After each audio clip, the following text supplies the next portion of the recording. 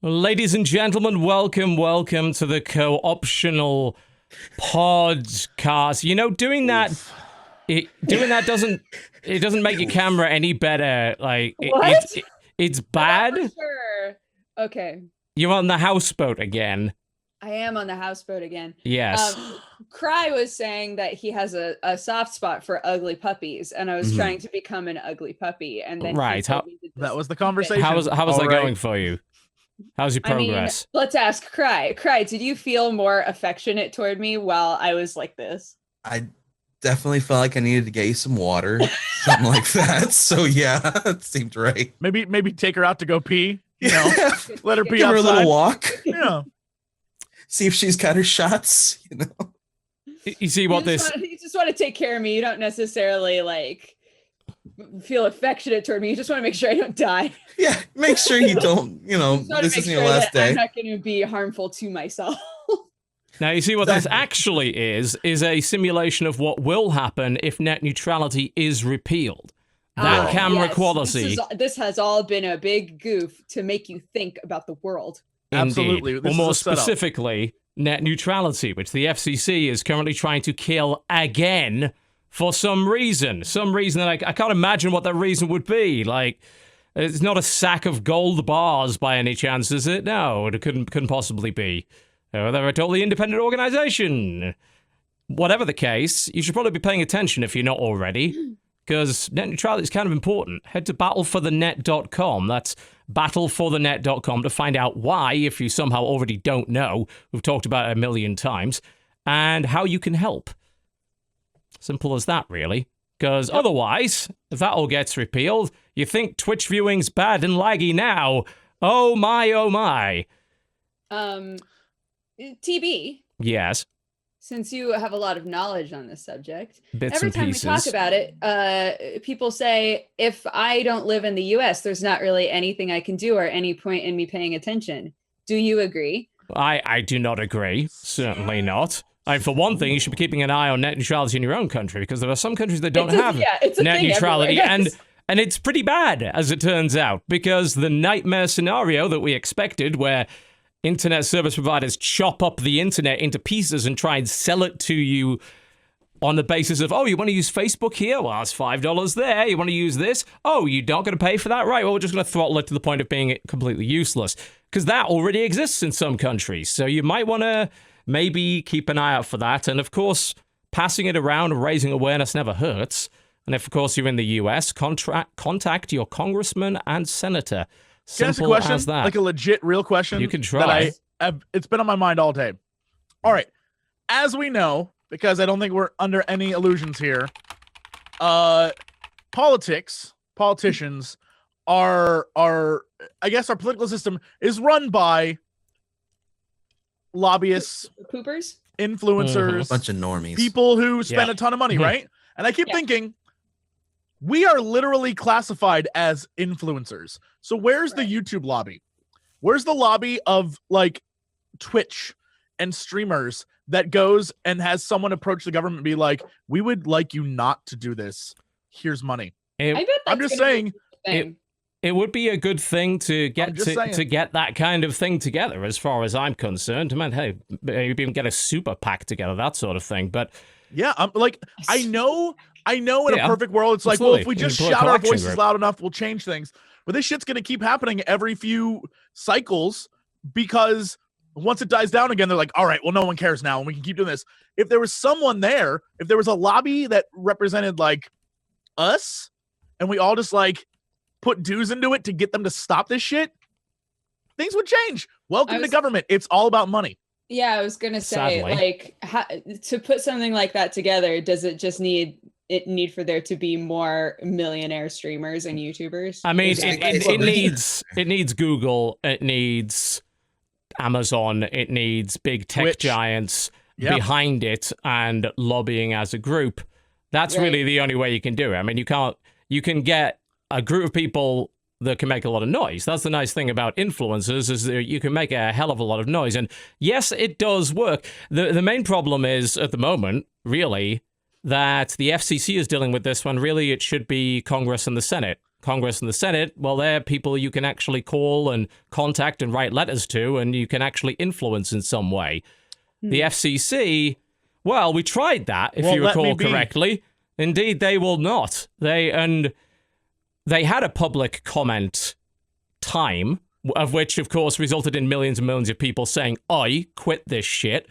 They did it anyway. And then they were like, "But what if we didn't, though?" Yeah, but they made excuses. We asked you guys your opinion, but like, what about our opinion, though? Yeah, we had a bunch of bots. You know, there was the issue a few months ago of during the public comment time, a huge number of bots essentially flooded the service saying, "No, we want rid of net neutrality." Like, they were using dead people's names. It was ridiculous. I got some of those today. I posted a thing that was like about net neutrality, and some of the comments literally were like, hashtag no net neutrality. And then when you looked at the people, it was literally like freshly created accounts, literally just to spam. Yeah, stuff Russian like, bots. We don't like it. Like, what? Who doesn't like it? There should literally be no one that isn't a telecom company. Yeah, no, absolutely. There isn't. Like, it's not a partisan issue. It never has been. The fact that they're trying to invoke it as some sort of partisan issue by saying mentioning like Obama did something, like Obama did Obama's nothing. heavy-handed regulations. Like, oh yeah, that's a few buzzwords. People are like, no, there's no benefit to consumers at all if net neutrality goes away. In fact, it's the exact opposite. It's bad for literally everybody who doesn't own an ISP. Last time I checked, remember, you don't own an ISP. Even when Obama was president, they tried to do this stuff. Like it's not a partisan issue. It's the FCC keeps trying to do this stuff because big corporations want them to do it. Yes. Your internet service provider wants this to happen because they can make a ton of money. Yep. And I keep wondering.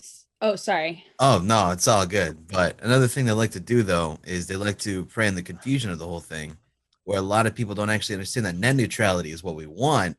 A lot of people sometimes think it's like net neutrality. We don't want that, right? That's the thing. Yeah, there was a deliberate attempt. Not in America. Quite a while ago, there was a deliberate attempt to do that. And even actually, I've read some of the stock replies that have come from, say, senators and congressmen that have been written to, where they're either deliberately trying to also obfuscate the issue by flipping it around and saying net neutrality is actually the bad thing. I mean, if I recall correctly, Comcast was deliberately trying to sour the water there and muddy the water and confuse people. Yeah, you know, it's a campaign of misinformation. It's FUD is what it is.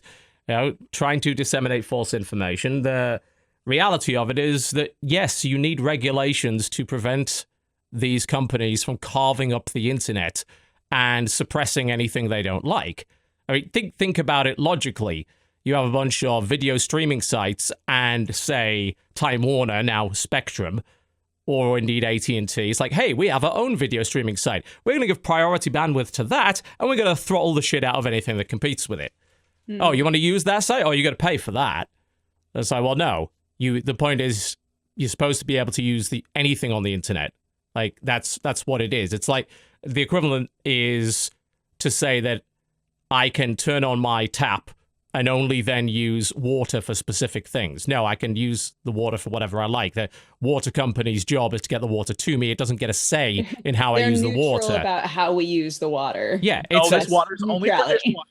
It's shower with it. Which is why they've tried to classify it as a utility to make sure that they have to be neutral about it. You don't get to dictate what you use your water for, your electricity for, your gas for, but apparently with the internet, they want to try and do that, which is why net neutrality is so important. And it sucks that we have to keep bringing this up.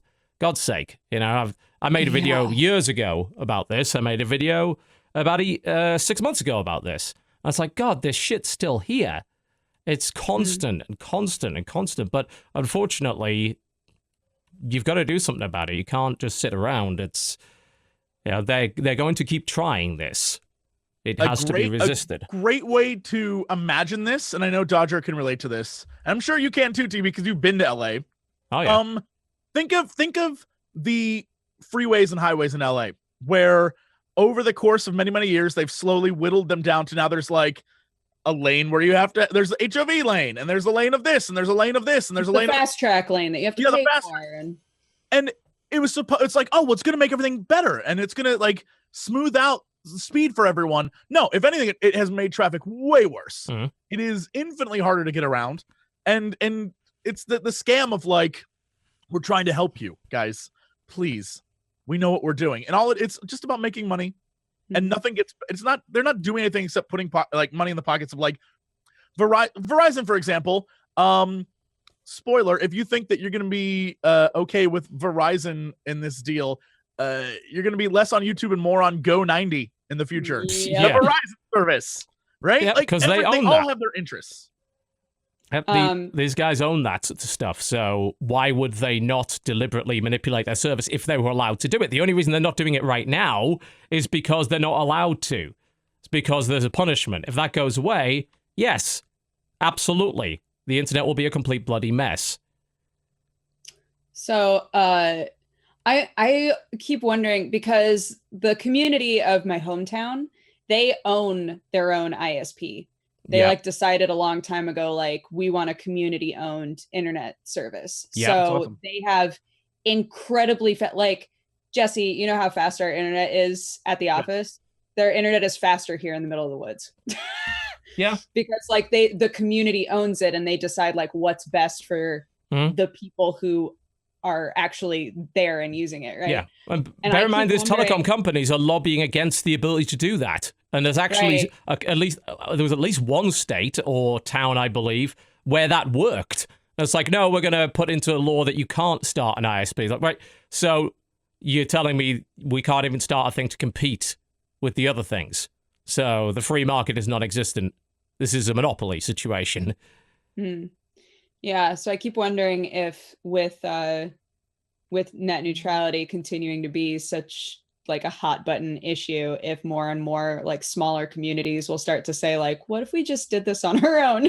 Well, yeah, I mean, it's not impossible by any stretch. Yeah. It might have to happen. And this wouldn't be as big an issue if America in particular had more competition amongst ISPs. But in reality, in many places that can't happen. You have one effective choice. Because these places basically own everything. They own all the lines, and anyone that attempts to come in, they will stop by any means necessary. Not great. Not ideal. This is why monopolies are bad. Yes, absolutely. Yeah.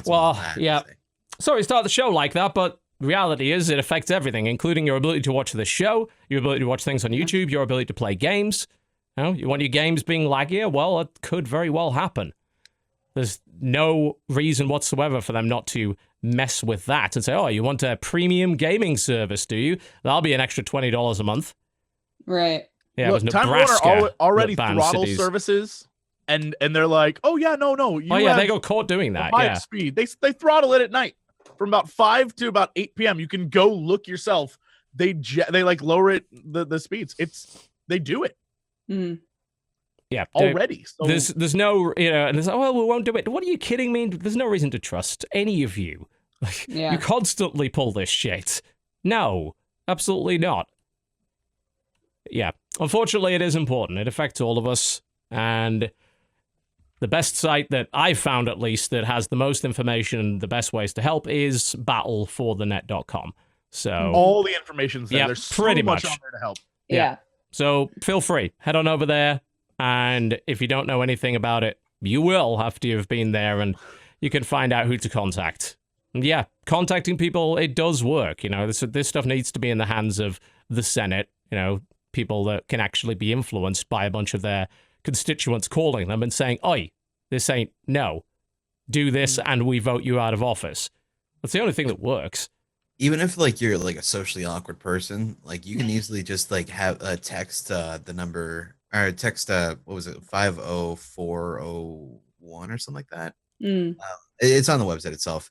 You text resist to that, and it took me literally less than 5 minutes just to send them like a fax to my Senate. And it was, there are also people that work as like secretaries and like help attendants for senators and congressmen who have been putting together scripts for people that are basically like, if you call us, this is the information we're looking for. Like, tell us your name, tell us what issue you want to tell us about, you know, give us like 2 sentences on whether or not you agree or disagree, and then it's over. Like, that's literally like, it's so... Well, bear in mind, calling most of them, you're going to be hitting an answering machine anyway, so you don't have to even talk to a real person. So also, more importantly, when you go to these sites, look up who your specific senator and your specific congressman is, or congresswoman for your area. Focus on them. Don't try to hit everyone. Don't try to spam everyone, because if you're not in their congressional district, if you are not one of their constituents, they will flat out ignore you, because of course, you don't matter to them. No, focus on your person, and that's how you can greatly affect change. So don't try to hit everyone. Literally target the 1 or 2 people that relate specifically to you, and that's how you can really help. Pretty much. If you don't know who yours is, actually, if you text that number, it'll literally ask you for your address. It'll tell you who your guys are right then from your phone.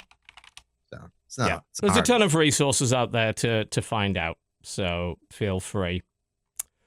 Well, that's that. Like I say, they will be voting on that next week. There's always, if it does go badly, there is always the hope that Congress or the Senate will intervene if enough pressure is then applied. So just be ready. There's more to come on this nonsense, as much as we would hope that there wouldn't be and we could finally relax on this stuff. We can't. One has to be vigilant about such things. Welcome to the Co-optional Podcast. We do occasionally talk about video games. Our special guest today, back, I believe the last time we saw you was in April, Mr. Chaotic Monkey, if that is your real name. God, I hope not. Got him. But yeah, it's been a hot minute. What up, people? Yep, it's been a wee while. I've seen you streaming quite a lot, though. I've seen you streaming a game that I'd actually like to hear a lot about. So why don't we start the show about Battlerite, which has it's made its way out of early access. It's been early access probably for almost the last year. I played a good amount of it in early access, and you've been streaming the hell out of it, Cry. So tell me about Battlerite. What is Battlerite? Why is Battlerite? Why are you spending so much time playing Battlerite? All right, well, first off, this is a non-sponsored opinion because my sponsorship's already over. I'm not getting paid shit to say this. But Battlerite, it's a game where you ever heard of a MOBA? What?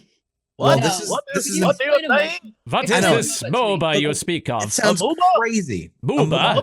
A multiplayer online battle arena. Whoa, slow down there, Poindexter. I know. What are you saying? Multiplayer, which is one of the things you can do with net neutrality, by the way. Oh, you can play with online. Okay. Battle arena. No, I'm not a fan of violence. Okay, well, this is not for you. Close your ears. Yes. It's gonna be fine. Old man. Ears closed. Okay, good deal. So pretty much, Battlerite seems like to be the only actual MOBA out there, because all the other MOBAs, they have like creep lanes and all that other stuff, like items, stuff like that. This one is actually a multiplayer. It's online. You're battling in an actual and it's arena. in an arena. Yes. Yes, it's an actual MOBA. Yeah, it's the only one that really fits the actual made-up definition. And immediately, like, if you need another analog for it, a good way to describe it is, you remember WoW PvP, WoW Arena? Mm-hmm. Yeah. Well, how about that from a kind of top-down perspective with a sort of limited skill set?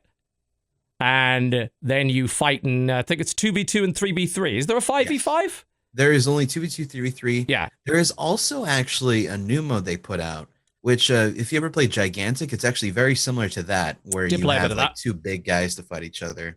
Right. And every once in a while you get a chance to go in there and fight them. And you level up actually in that mode too, which is really interesting because they have an actual leveling, tiering system and stuff like that. Yeah, the way the progression works in that game is kind of interesting because it's just in the match. Like, similar to something like Dota or League.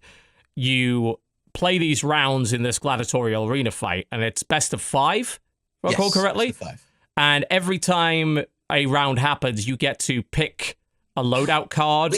Wait, they changed that. They changed it? They Ooh, did. It's been a while. You start Tell with me. all of them now. You start with all of them. You start with every single one because some characters were a bit stronger in that regard than others. Okay. So some have better, like power creeps more so. Right. So now you start with every single one right off the bat, and you have different loadouts. So you can load them if you want. Okay. So you still get the choice. It's yes, just you have access to all of them at any time. All at the very beginning of the game. Right. Yeah. I did notice that. Like there were definitely heroes that, if they lasted to round 5, ended up being way stronger than they were previous, because it just happened that their like round 5 ability choice was really good. Oh yeah, absolutely. And some characters kind of weren't. The interesting thing about this game is that everything is manually aimed. Everything is a so-called skill shot. There's no auto-locking, and there's also no RNG either. Everything does a set amount of predictable damage. Right. Oh, and there is actually also, if this sounds enticing to you, there is another new character coming out this week, I believe. Really? Already, they're like immediately already putting out new content as it just comes out in free to play. Yeah. So they're not like shoving it out and then waiting months to put out new stuff. They actually are making sure they have stuff for the foreseeable future, which is really interesting. So the free to play model in it, so I assume it's like a champion rotation. And then you can permanently unlock characters. There is also if you pay $30, which is basically just buying the game, you get all the characters forever, which is a good model. Like, that's what Smite did. That was a really good way to do things. That's what I fucking wish League of Legends would do, because unlocking all of the characters in that is nightmarish and takes forever. But yeah, you could just buy the game as a $30 game and get access to all of the champions. To be fair, you probably only be playing a couple, because while they do have, just a limited set of skills, there's a lot to master there. There's a lot of complexity to each character. You get all of them, and you also get all the new ones, too. It's not just the current ones. Yeah, you get them forever. Yes, every single thing. And then there's like, in case you're curious, a lot of MOBAs, they're click to move. This is a WASD moving game, by the way. So you move with arrow keys. And since it's all skill shot, there's also an element of like 3D to it, so you can jump over abilities and things like that too. Yes, you can, which is really awesome. Yeah, the character, I can't even remember the name of her because it's been a year since I played it. So I played it in early access, but I also played the game's predecessor, Bloodline Champions. Good game. It was, yes. It didn't do... but good. Yeah, it didn't do quite as well. This is really a second go-around attempt to make that game right, to try and make it as good as possible, which so far seems to have been pretty successful looking at the player numbers. There's quite a lot of people playing this game, and it seems to have longevity. It's actually also by the same people who did Dead Island Epidemic, if you ever played that too. Oh, yeah. Didn't that shut down? It did, yes. Yeah. But they like, it looks like they've had 2 different games to get this formula down perfect. Well, yeah. And the formula's great because it is just like, it's a best of 5. It's quite short. It's all skill-based. There's no gear. It's all cosmetic. Like, you can get cool-looking skins for your weapons and helmets and stuff like that. They're all cosmetic. Everything is down to your skill and working with your teammates. That's it. There's the progression isn't in any way related to your power. It's all just down to how good you are. And it's a really fun game because you can pull off some clutch stuff. Yeah, absolutely. There's when you get to a point where, because on 2v2 3v3, if it's just you versus the rest of the team, like all your buddies are dead and it's just you versus like 2 people, you can still win. Oh yeah, you totally can. Game over. You can still win. Not Warcraft. So no, it's not. No, definitely not. It's not a case of stand there and die. You could do some crazy. You know the PogChamp emote. You'll be doing that if you play Battlerite. If I recall correctly, it has been a year since I played it, so correct me on this one. When you die, when your teammate dies, it's possible to like grab these energy orbs from his corpse. Yes. If you do that, that charges up your like super meter, and your super meter gives you access to your ultimate, but it also lets you EX a couple of moves, so you can do a more powerful version of that move, which often has different properties. So if you're quick, you can grab that energy. And you can come back with, a really amazing ultimate or anything like that. There's a lot of comeback potential. And what's really cool about the game is it's got a clip maker of the coolest moments, like a highlight reel built into the game, which is really easy to export. So you can be an absolute badass in that game. It's very, very enjoyable from what I played of it almost a year ago. I really want to get back into it in a big way. Because I love Bloodline. one thing a lot of people have a lot of issues with this game is they're like, oh, well, it just looks like, a basic version of like Dota or League of Legends. What do you say to those people? I don't even think it's the same genre. I agree. No one agrees with me. Yeah, I really don't think it's the same genre at all, because those are games that are a big mix of PvE and PvP, right? Farming is super important. Denying is super important. Last hitting is super important. The economy of the game, earning enough money to get this item and that item and all that kind of thing. There's none of that. It's a pure gladiatorial arena fight. Do you think that's because of the art style? Do you think that people look at it and it reminds them of League of Legends? And it could. I personally prefer this art style to League's. I think it's clearer. It's less crazy on the colors. I mean, it is colorful. Don't get me wrong. I don't think it's League levels of color vomit.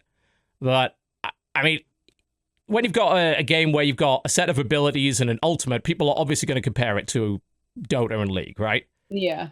But in reality, that's just a set of classes. And honestly, I think the WoW Arena comparison is much better. Yeah. It really is much better. But every class just has instead of having 50 spells, I know they did a lot later in WoW to really sort of reduce the spell kits down and abilities to a more manageable level. But, you've got like 4 or 5 different abilities. You can EX a couple of them. Some have different effects under different circumstances. You fight, round's done, you get an upgrade, fight again, and then see if you can win the best of 5. And that's what it is. It's a nice compact experience. League and Dota, for me, these days drag on way too long. They're 40 to 60-minute games. Even Heroes of the Storm, that's like 20 minutes. You can do one of these in 5 to 10, and it's satisfying. I really feel like as you start to master a character and really get the hang of it, because everything is skill-based, there's no RNG of any kind, it's extremely satisfying. To me, this is almost like a fighting game. Yeah, I can totally see the comparison. Yeah, kind of like a team-based fighting game. Yeah. It's more, you don't gotta like worry about like someone just getting lucky on you. It's kind of like Hearthstone versus chess, I guess you could say. Because obviously the better player will win. They will not, lose just to like, oh, look at me, I just got an Nixie. Oh boy, you go. There's none of that. Oh, my blue eyes. Oh boy, I got an Nixie. You bring your cloak? I don't think so. You're gonna get it. That's for my old school WoW fans. Oh shit. If you want, like, if the best part of like Dota and League for you is the big fights, the big team fights, this game is nothing but team fights. But everybody's on an even playing field all the time. It's all down to your skill. There's no ganks. There's no, oh, this guy has 5 levels on me and 5,000 more gold's worth of items. I am fucked. No, you're not. You're totally not. If you want that, though, the Battlegrounds mode does have that because you can outlevel your opponents like that. Yeah, I wouldn't. I probably wouldn't play that mode. But yeah, the 2v2 and 3v3, it's great, personally. And you get a real sense of a pride and accomplishment. That's the quote we've been hearing the last couple of weeks. Pride and accomplishment, ladies and gentlemen. But it's because you're just getting better at your character. And that feels really, really good. Yeah, I want to play. I want a teammate. I want to do 2v2s. I want to play regularly and get my ranks up. Yeah, let's go. You've been playing a ton of it on stream. I'm going to come join you and ruin your ranking. Well, actually, another fun fact about that is you have your own separate ranking when you team up with anybody. So as soon as you team up with one person, you go into placement matches and you get your own ranking with that individual. That's cool. So each team has its own rank. Yes. That's sweet. I have a gold rated team. My solo is a platinum. It's all just a bunch of different like rankings. Really That's cool. Interesting. Yeah. That's a smart way to do it. Yeah. Incidentally, the game, if you're worried about the health of the game, considering the last game they did, Bloodline Champions, its player base dropped off pretty fast. Currently, there are 37,000 people playing Battlerite. Yes. Right now. That's a very, very, very good number. That puts it just inside the top 15. There's plenty of players. And I like the business model. I like the fact that you can just buy every champion now and forever. And if you don't feel like doing that, you don't feel like investing too much, then play free to play for a little while. You know, the characters are equally viable, and the fact that you don't have like, it's not like Overwatch is a bit of a weird comparison, but like Overwatch is really like team comp focused right now, to the point where you get seriously yelled at if you're not playing the right thing within the meta. Like, these is a 2v2, 3v3s. It's like, oh, we don't have a healer. Like, you don't necessarily need one. You know, a 2 damage or 2 tank team, it can work. You know, 3s, maybe you want a healer there, but you've got a lot of flexibility as to what you play. More so than you would in these other larger team-based games, especially like League and Dota. You know, you've got those very regimented roles. That's not really the case in Battlerite. You got more flexibility. Probably clarify really quick that there are loot boxes. It's all cosmetic. Loot boxes? Loot boxes. Excellent. That's all I want. Okay. You can't get champions in those, can you? You can get free champions, yes. Oh, can if you? You play okay. free to play entirely. You can get free champions in those. But you get them every time you level up your characters, I think. Yeah. Might be that one, or also your account itself. Yeah. So otherwise, it's all cosmetic stuff. Yeah. Which is what it is. Like bought the game itself, it's purely cosmetic at that point. Yeah. But yeah, so that's Battlerite. Yeah. Loot boxes. Loot boxes. Loot boxes. And it's got mounts in it. Why are we not selling that? No. Loot Crate. Loot Crate. Oh my god. Surely that's already been done. There's no way you were the only person to come up with that. No. Hold on. I'm already Googling it. Loot Crate content. Huh. Patreon. Yeah, I don't even think lootcrate.com exists. Huh. Well, there you go. Well, I mean, we got a new hi business. everyone. This is going back to Dongbox, isn't it? And we mentioned about Dongbox. Bang. What was it? rival Bangbox. Bangbox is what we called it. It was a while ago. Yes. Bang Box. Yeah. Yes. Where you got set a box every month of like weird sex toys and stuff. We have, it's not actually called Bang Box, but we nicknamed it Bang It was Box. going to be a banger. Look, it was going to be amazing. Indeed. Battlerite. Yep. Battlerite. Definitely worth looking at. It's free. I'm going to play it. Yeah, it is. Give it a shot. I like it a lot. It's free. It is. And good. Dodger. Dude, I keep going back to Atlas Reactor every now and then. Yeah, I noticed you were back on that. Yeah, that game has gone fully free to play now. And it's super fun. They've been consistently adding new people. There's a new frontline character that is okay. His name's Magnus, and he's supposed to be like a Triceratops in a suit. Okay. But I don't know. There's something like in the way he's this is gonna sound so dumb. In the way he's designed, like I wish he just had a tail or something, because it looks like they took the body of a mobster and then put a Triceratops on top. I'm gonna have to yeah, that's exactly what they did. But like, I'm gonna have to give some context to people by actually showing what's on the screen here. Yeah, Atlas Reactor is a sort of hero-based XCOM style game. You only control one character. You like choose your hero that you play, and it's team-based. And it's all about like choosing what you're gonna do, and then it all fulfilling at the same time. So like, there's a dash stage, an attack stage, and then a movement stage. And so when it's basically when like everyone's turn is up, you have a certain amount of time to say like, okay, I'm going to go here, I'm going to attack, and then after I attack, I'm going to move to this spot.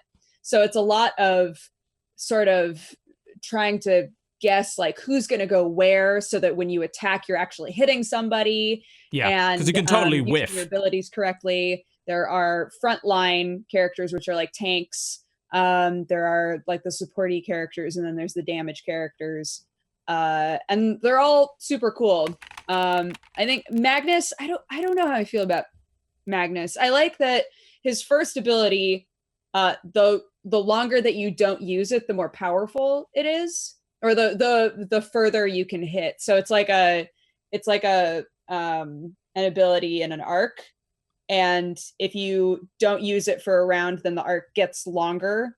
So it like does that, I think 2 or 3 times, which I don't think any of the other characters have. I think that's a new sort of concept, is encouraging you to leave an ability alone for a little bit. But I don't know. I also like that his ultimate taunts everybody that it hits. It makes it so that everybody that it hits has to follow him. So their movement phase is basically forfeit. There are some cool things about him, but I just don't know how to use him very well. So, do you play with a team, or do you just play with randoms generally? Because this really seems like the kind of game that would be much better with an organized team. Yeah, but it gives you lots of ways to sort of understand what your team is doing. You can see exactly what every person on your team is going to do. So it shows you like the line for where they're going to go, and it shows you the arc for whatever attack they're going to use. You can't see that for the enemy team, but you can hover over any character in the game, including the enemies, and see what abilities are up for them. So it sort of helps you decide like, okay, I'm gonna attack them now, because I know they don't have a dash ability, right? So I know that they're not going to be able to dash away before I can get my attack in, that kind of a thing. So that's kind of nice. It allows you to have a bit more automatic understanding of what everybody's doing, and you can ping people. So if somebody was like, yo, this guy, there's a dude right here who's almost dead, like we need to focus this guy, like you can ping somebody. They make it pretty easy to play with randos, I think. And unfortunately, there are pretty much no custom games going at any given time. So anytime I play on stream and I'm like, hey, anybody who's watching the stream right now, if you want to play with me, ours is always the only custom game that's up.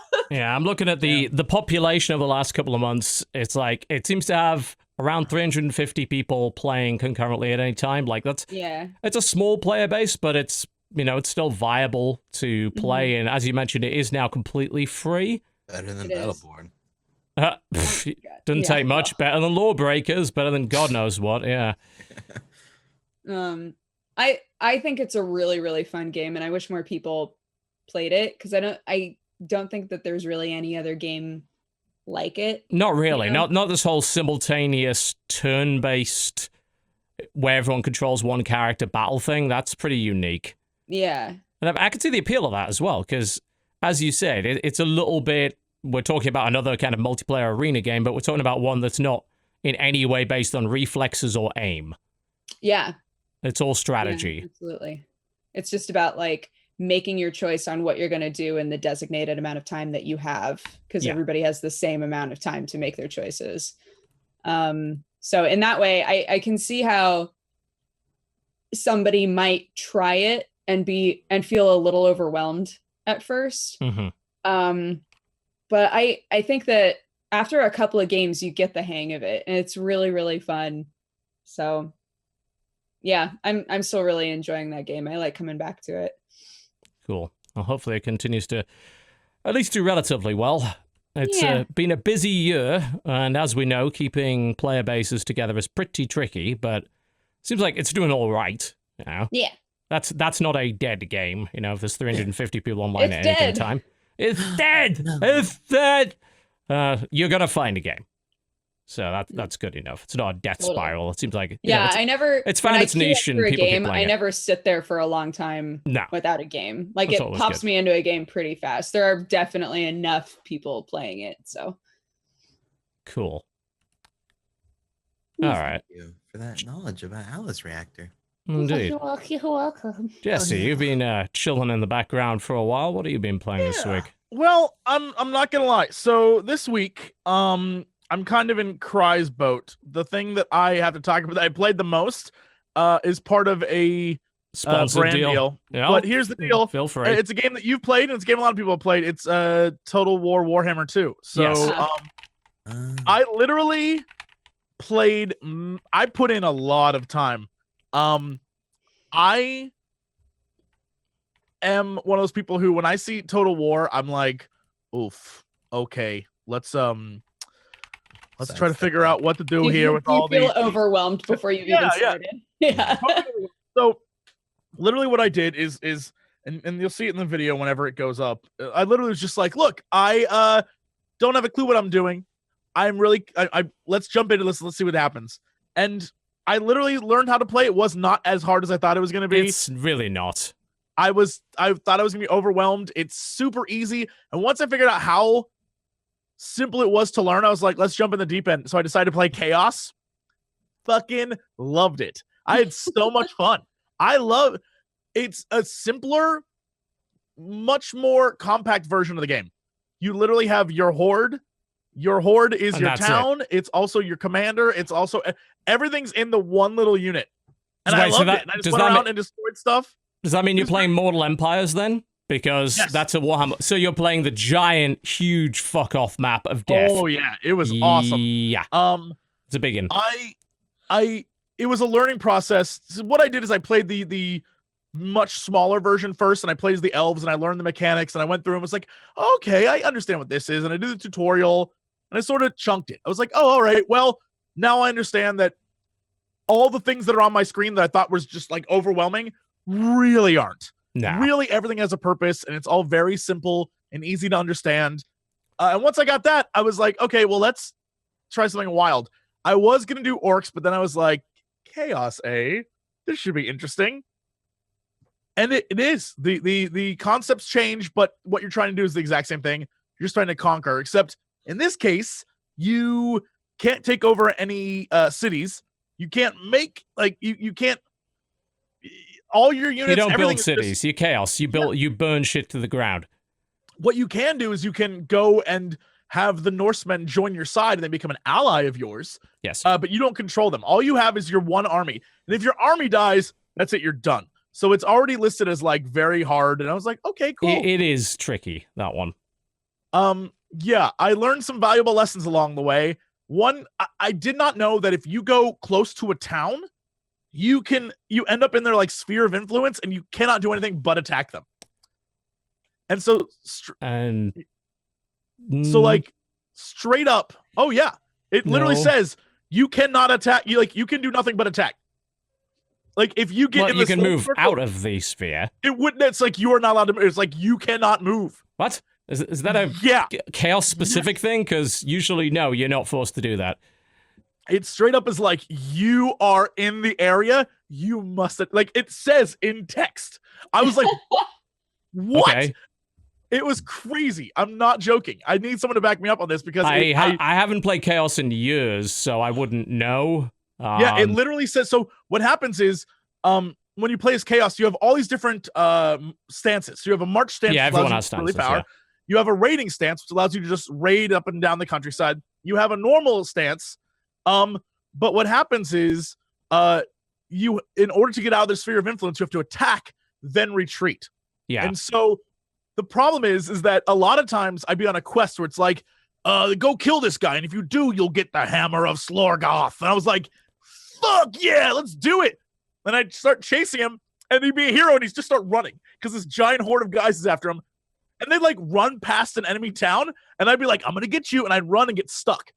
And then I'd be forced to fight the enemy. And it was always like a human castle, like somewhere in the Empire. I'm like, are you kidding me? So then I'd like end up in this huge battle. It was so every time I would fight and then try to retreat, I'd always lose guys. And I didn't want to lose people. I was always about like, I want to decimate. So yeah, I left like a flame and destruction in my wake as I went around. But as you should, it is Chaos. Yeah, it was fun. And I never expected to have as much fun as I did. So yeah, even though everything I did was for a brand deal, it's still on my computer because I'm definitely gonna play more because that was crazy. It's a time sink. Like you can, I think I've probably put 70, 80 hours into Total War Warhammer 2, and that's like puts it in the top 5 of time spent this year. And the previous game was like that as well. And all the Total War games are kind of like that. As I've mentioned before on the show, like this new giant map thing is not for me. It's way too large. It is. It's ludicrous. It's completely ludicrous. I love it. How long do you think a campaign on that map would take? A long time. God knows. Like I spent in the stuff I recorded for the video, I spent 3 hours with that, and then just cut it all down and like edit it. So like that's just the stuff I recorded. That's not the learning to do it and all that other stuff. Like that's just stuff I recorded. And so that big map, the problem that I have with Chaos, that I don't know that I'd ever play Chaos on that unless I just fast forwarded everything, is Chaos is a lot of patience and waiting. Yes. Like when you don't have 50 things to micromanage. You literally have your horde, and that's it. So sometimes you're just like, guess I'll recruit 3 units and next turn. Yeah, and then just next turn. Like thousands. That's the problem. Yeah, because there's like so many other factions. It means the turn time drastically increases between turns. So that's a pain in the ass. But the other mode is great because it's just 4 factions. Yeah. Well, 4 major races. There are many factions, but 4 races. Yep. And so that's pretty cool. Yeah, you do know you can have more than one horde, by the way, right? Well, first I needed another hero. I never got one. I never got another hero.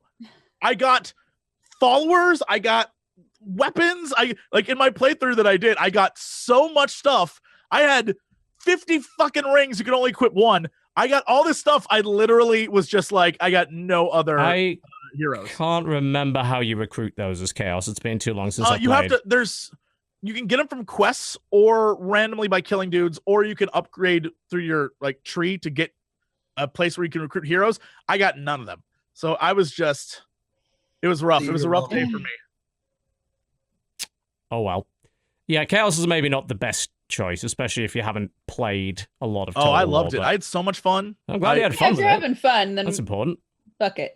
Yeah. Because literally what I did, the whole point of the video I made was literally like, look, I just learned to play this. And so here's the elves, and this is what the game should look like. And here's Chaos, and now I'm going to have fun for an hour. And that's really what it was. And I definitely see that, like, I get why people are super into it. Like, I like it.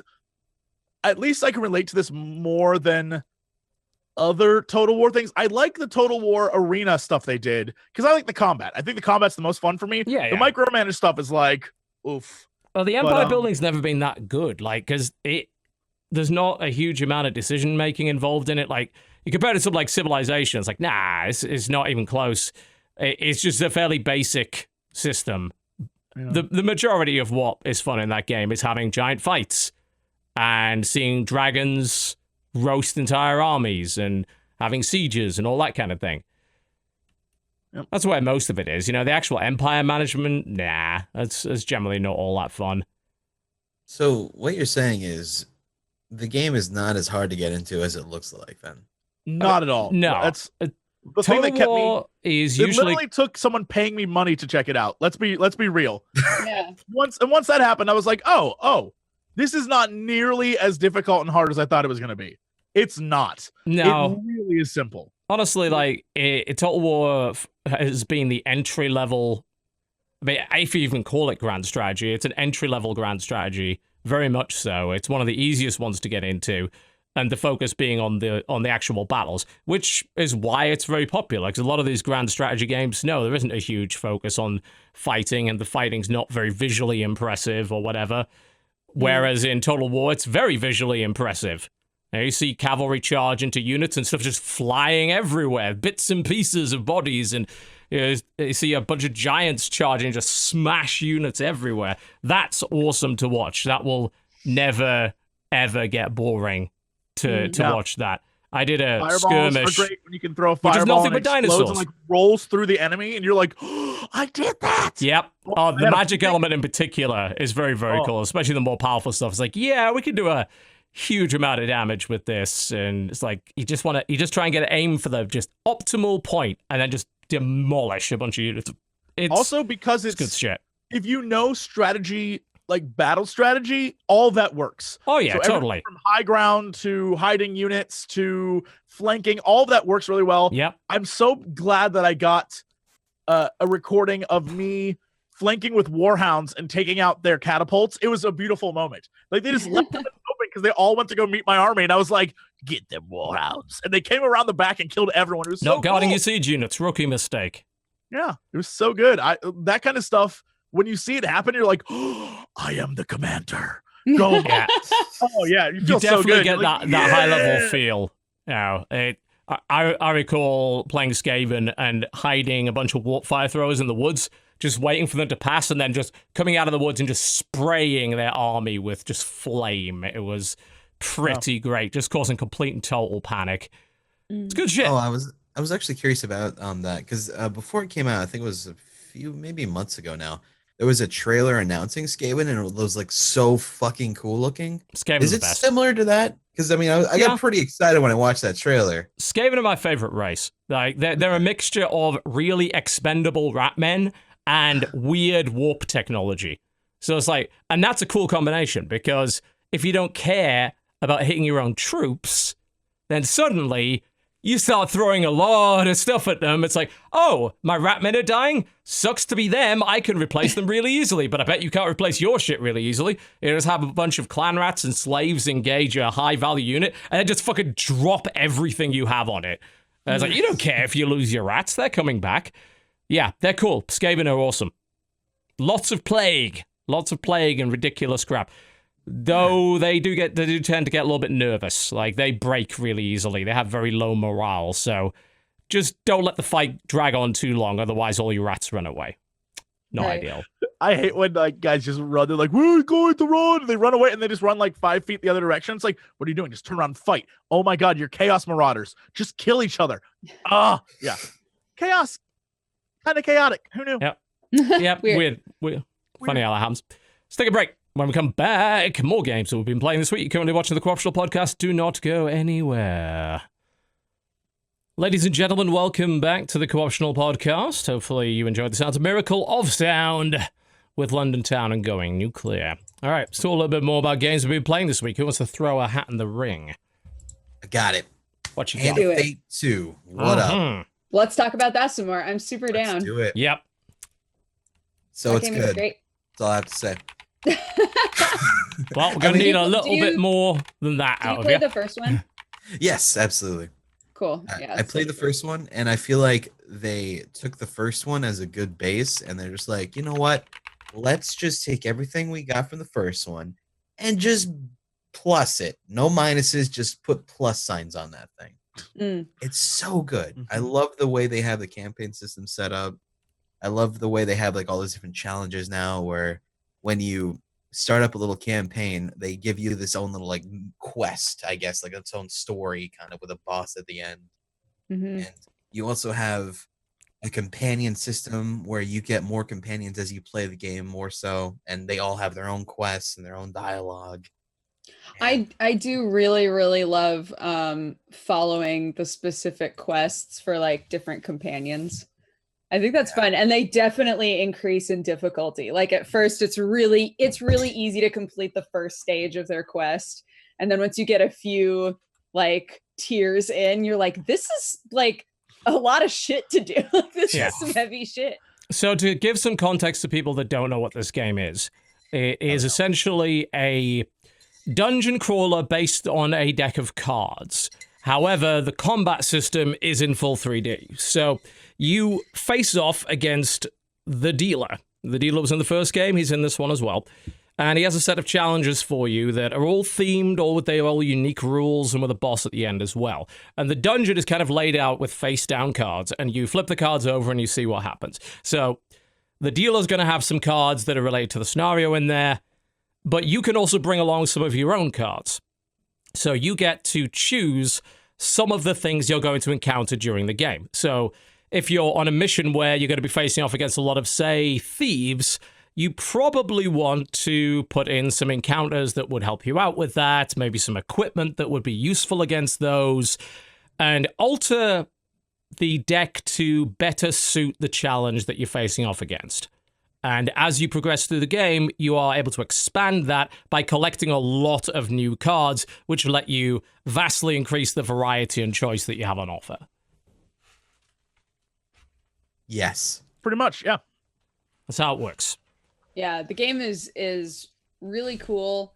I like that the dealer has such like it's not like he has this big expressive personality, but he is absolutely like an important character that adds to the atmosphere of the game so much.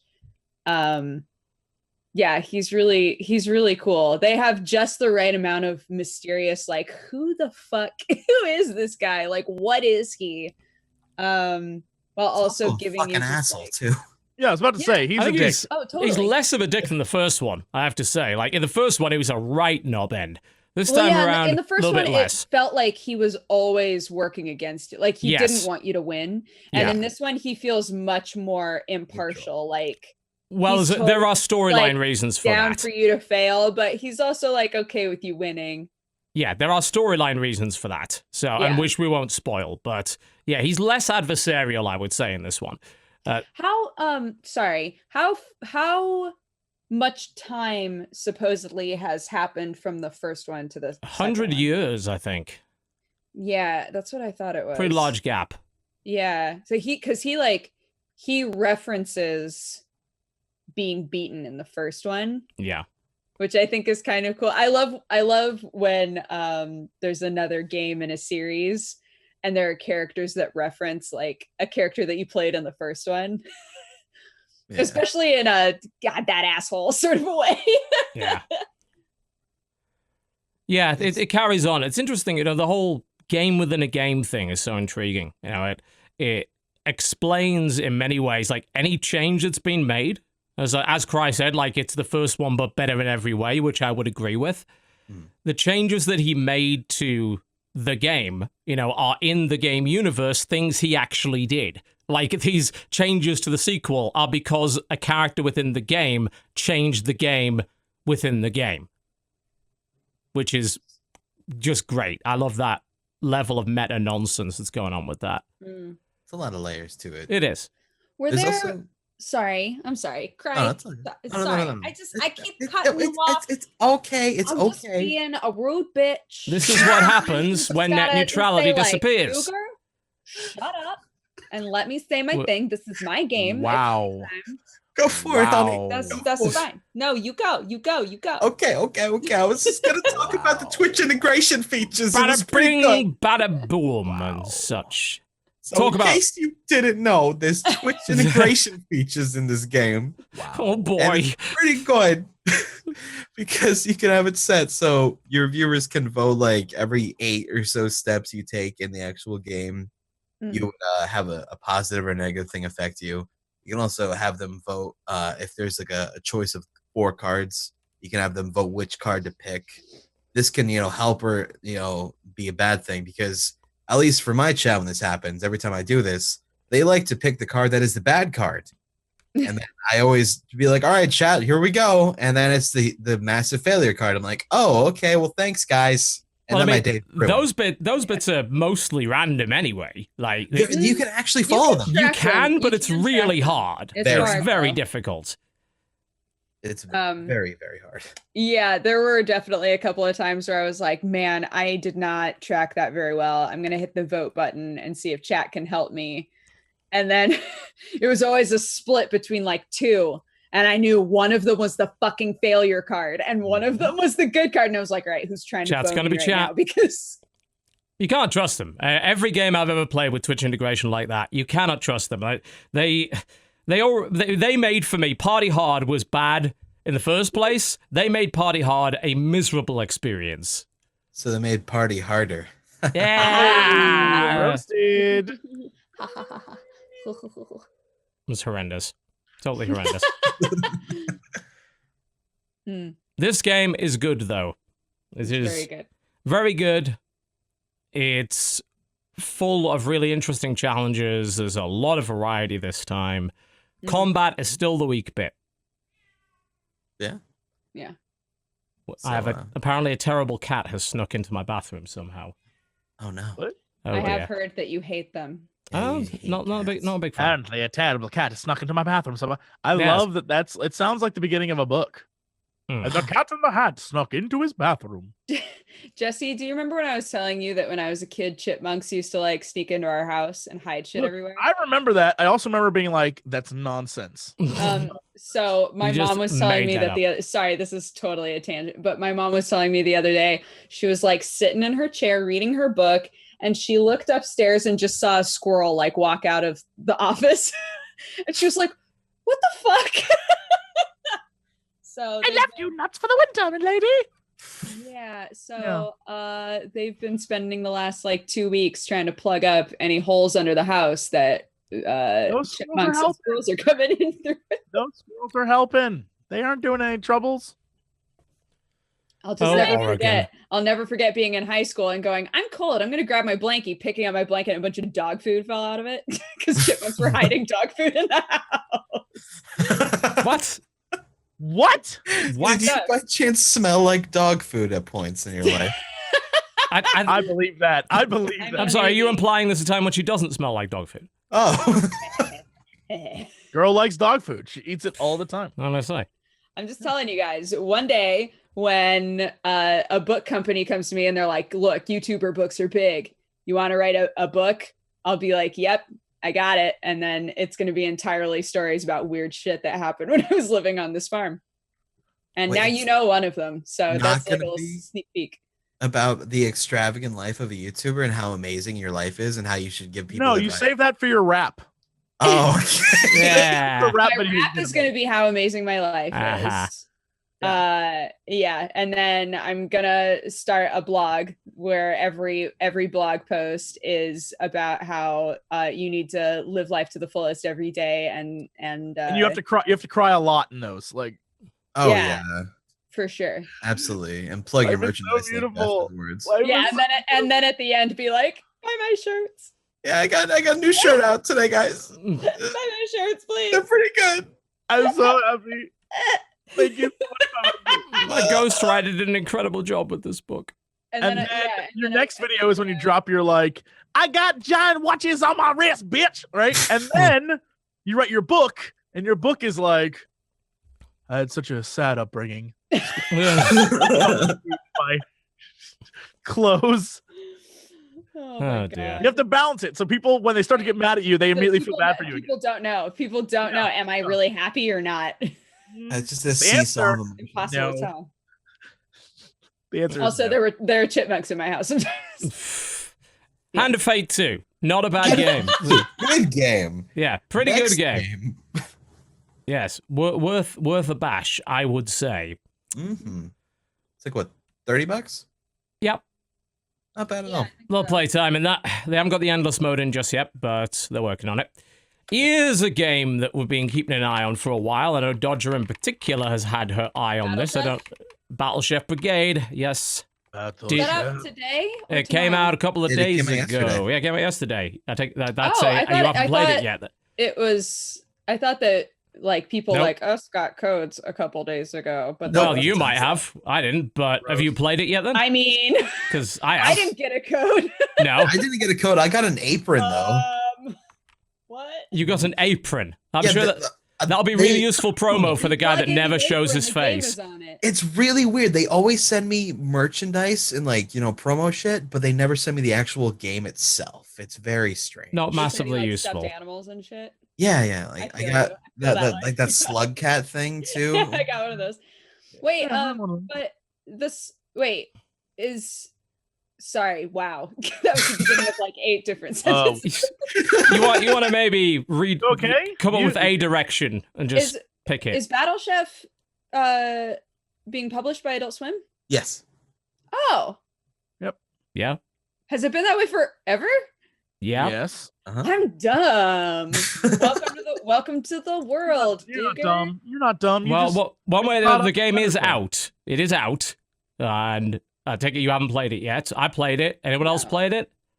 I have watched the number one Alex play it. It's like, I love him. Alex is a good boy. I mean, I've not played. Should we explain the game to people who don't know what I think that's probably a pretty damn good idea because people are highly confused at this point. That's a damn good idea. Damn good idea, sir. So, the concept being that, for some reason, the kingdom is defended by martially capable. You guys are such liars. I said that. I said it came out yesterday. You said it came out a couple days ago. Anyways, keep going. What is yesterday? The game. Yeah, the game. Yeah, the kingdom is defended by martially capable chefs of some description for some reason, and it is a mixture of a cooking game with a brawler. And you use the brawler part to kill the things to cook in the first place. You beat up giant monsters sometimes. And then you bring their body parts back, and then you cook them into a delicious meal using a sort of match 3-esque kind of puzzle game. As you do. As you do. So this is what you're seeing on the screen right now is the beating up part. So you have various moves, you can unlock more and get new equipment and weapons as you go through the game, although as far as I can tell, you're going to be stuck with mostly this kind of dagger style of playing things. You have magic spells and all that kind of thing. And the different levels have different ingredients, and there are a couple of secrets and things like that that you can gather. And once you've filled your satchel full of ingredients, go back to the pot and go mix them up and try to make the best meal that you possibly can. This is all timed. So you get the cooking challenge, which usually has like a Iron Chef-like special ingredient that you've got to put in your dish to get bonus points. And then you go back to the pot and you mix things up and you try and, in some cases, match 3, in other cases, match other things to get higher level gems in the pot, which represents higher quality mixing, higher quality ingredients, etc., etc. And the judging is sort of done through a point system, which is... they obfuscate it a little bit. They give you some idea as to what a judge is going to like. It's like, this judge really likes if you have a lot of water-based elements in your dish, etc. And if and you sort of earn points that way. Also, as you pick up ingredients, you can see like what it's made of, which will help you in the match 3 sort of section of the game. So you can say to yourself, okay, if I pick up high-quality ingredients that are mostly like blue and green, then I know that I'll be able to match those things together and create like a good product in the end. So like it's not random at that point where you're like, shoot, none of these great things that I picked up go together at all. No, you get told immediately just by like standing over an ingredient what it's got, and you can put whatever you want in the pot. You can bring back quite a lot of different ingredients, put them in your pantry, and then go from there. And there is a lot of planning in this game. A surprise, as you get later on, by the way, you don't just have one pot. You can have up to 3. And these 3 pots can have different attributes. Let's get forward. This guy's spending way too much time beating on things. I was going to say, buddy, you got to go. Yeah, it's like, make go actually food. cook. There we go. So, this is just the basic pot, which is just match 3. And you drop things into the pot, and then you stir, which is where you can rotate things in order to create the matches. And you'll see your score kind of going up under that. And your goal is to create as many high-quality gems as possible. So ingredients usually have level 1. If you can get a bunch of level 3s in there, it's going to be pretty good. But it gets much more complicated as you go on through the game, because you're going to run with, like, you may be making 2 different dishes. You've got 3 different pots that maybe do different things. And you can pick up one dish and put it in another pot to combine it if you have the space, but only if you have the space. So there's a shit ton of planning involved in it. For instance, I ran into an item you can buy, which is a slow cooker, and its sole role is you put ingredients in it, and slowly over time, it evolves them to higher level. So you can start off, toss some stuff in the slow cooker, go out, get some other stuff for your other pan, and hopefully by the time you're almost out of time, you've got some high quality stuff you can take out of the cooker and toss in the other pan. But that, of course, only works if you've left enough space and all that kind of thing. So it becomes surprisingly complicated as you go through. It's a pretty cool combination of puzzle and brawler. And there's a few mini games in between that as well. You can go to the town and do like, you can cook at the restaurant, which is just quickly create patterns at the highest speed possible to earn money. There's puzzle challenges, there's hunt challenges, all that kind of thing. And the whole idea is you're trying to train to be a battle chef and go through a tournament and things like that. And it's the conceit, it's the whole theme that makes it interesting. Because, I mean, these mechanics on their own, it's a match 3 and a brawler. Right. But because it's a cooking game, and because there's this whole theme about becoming the best chef in the land by cooking the ingredients of the things that you hunt, that's when it becomes far more interesting, and that kind of makes it way more than the sum of its parts. And in case you're like me, it's not anything similar to fighting foodons, which you might have thought. Well, what the hell is that? It's one of those things where you don't really want to know, but you kind of do. Already Googling it. Go ahead and just give it a quick Goog in case you're curious. Old anime about this looks amazing. Foods, and it was a good time, but is nothing similar to that. Sorry if you did think that, though. I just wanted to make sure nobody thought that and got their hopes up. That's about it. Yeah. It's why is there it's Food Wars the game? Because it's a fighting foodon. I'm sorry. Completely unrelated. My bad.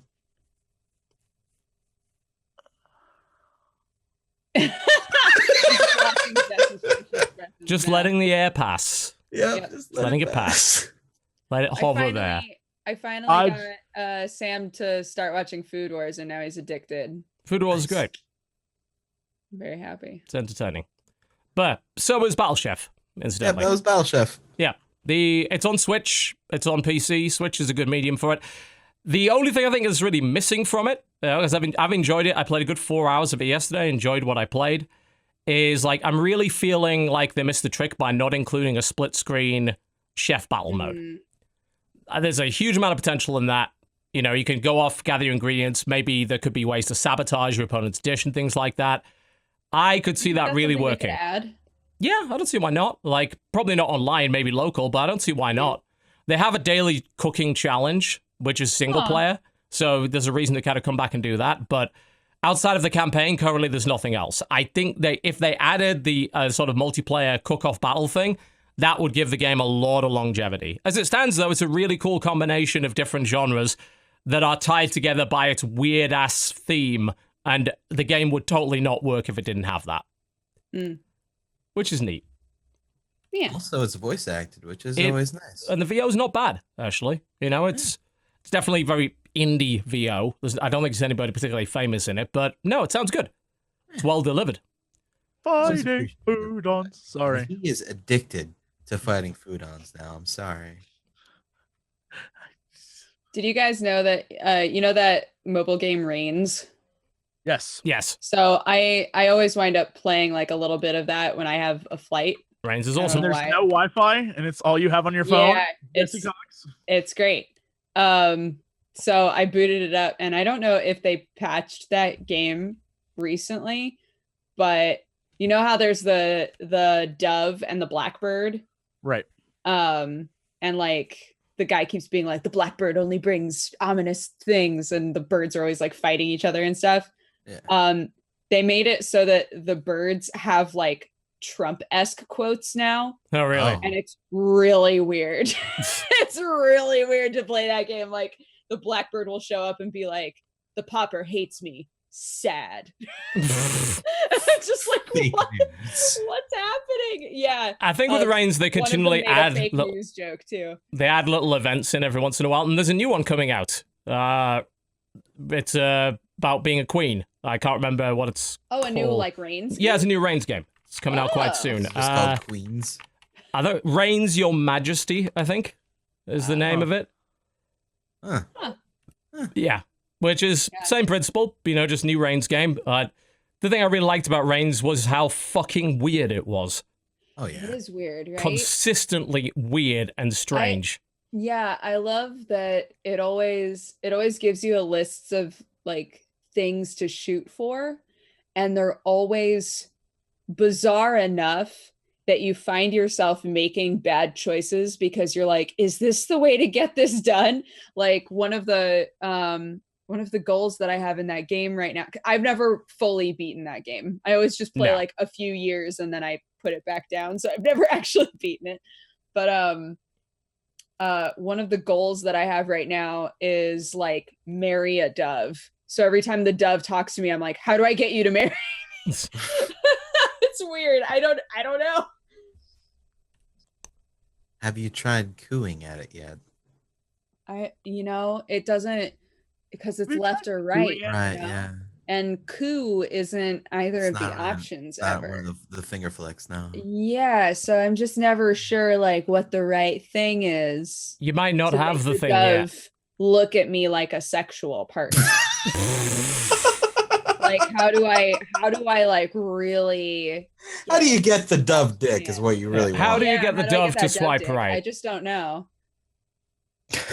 That's not something I have an answer to.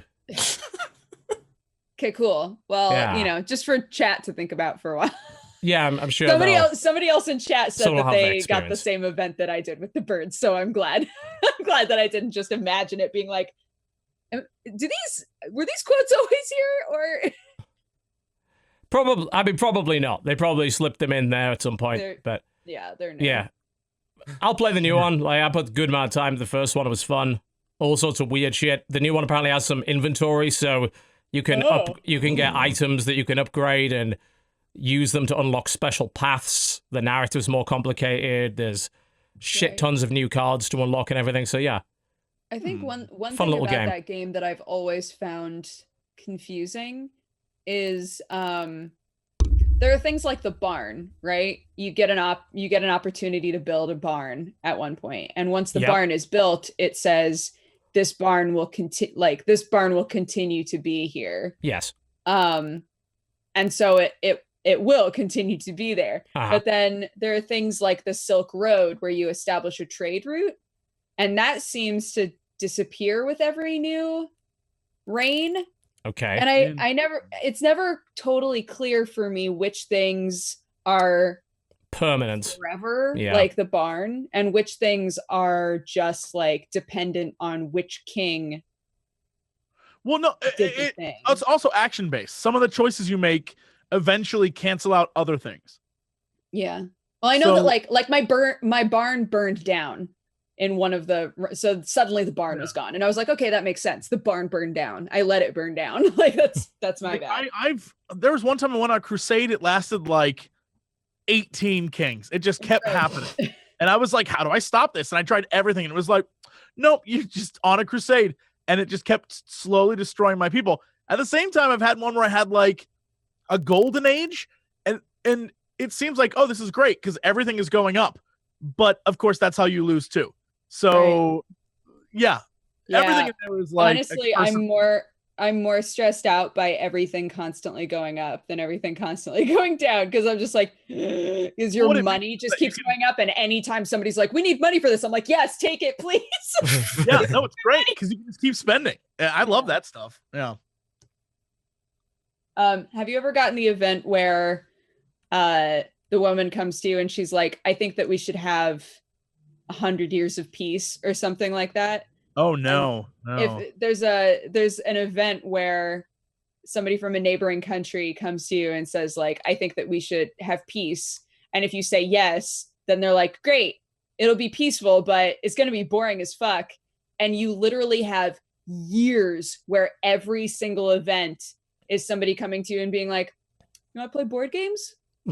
Like nothing matters. Literally, your options are either like stay and play games or run away. If you stay and play games for long enough, eventually it'll be like, cool, thank God that peace is over. Yeah. But if you run away, you just like can't come back. Yeah, Reigns is ridiculous. It's very, very enjoyable. Like, it's only a couple of dollars. It's an ideal game for the phone, but it's also on PC as well. You should now play the first one because the second one is coming out very soon. There's probably going to be some weird connection between the two. That game is bizarre, completely bizarre. It is. It's fun though. Yeah, it is. So simple. It's like swipe left and right to make decisions. Simple as that. It's a good poop game. It is. Yeah, you can just play, make a few decisions, and takes as long or as short as you like. Not a lot of commitment needed. No. Jesse, you've been playing some of the campaign of Battlefront 2. Yeah, I was ready. I was thinking about that. I was like, I probably should talk about that. You should. What do you reckon? So yeah, Star Wars Battlefront 2. The world is against this game, and probably rightly so. However, because I literally run a Star Wars book club, and we read the Star Wars book related to this game, we were like, well, let's see the connection. Let's see where this goes. The campaign it looks awesome, visually awesome. It sounds great. Boy, is it a trash campaign. Like, it's a thing. It's tutorials for learning how to play as all the different characters you can play as. It's fun to like vaporize dudes as Princess Leia and like jump around like Luke Skywalker. But the whole thing about like, this is very much about the Empire, and it's about Iden Firstio and all these new characters that we're going to introduce you to. Not really, not at all. What it does do that I actually like is that it takes the all the new canon stuff that exists, all the new story stuff, and gives you like little tidbits and throwaway lines. So like, you'll be in the middle of combat and they'll mention like, Vice Admiral Sloan is here. And we were like, oh, fuck, right? Because we know what that means as big nerds, because we know everything that takes place in this game lines up with a book or something that happens in a book. So every chapter is like something we've seen before. We're like, oh, shit, we know what that is. If you had not read the books, if you had no interest in Star Wars besides the movies, this shit is a non-thing. Like, at the end of the campaign, they start dropping names and they start hinting about things and they start saying things, and then it just ends. And you're like, wait, what? And it's not very good as a standalone thing. If you're a big Star Wars fan, then there's a lot of like tidbits in there for you. But as a solid campaign, as a story, oof, is it not good?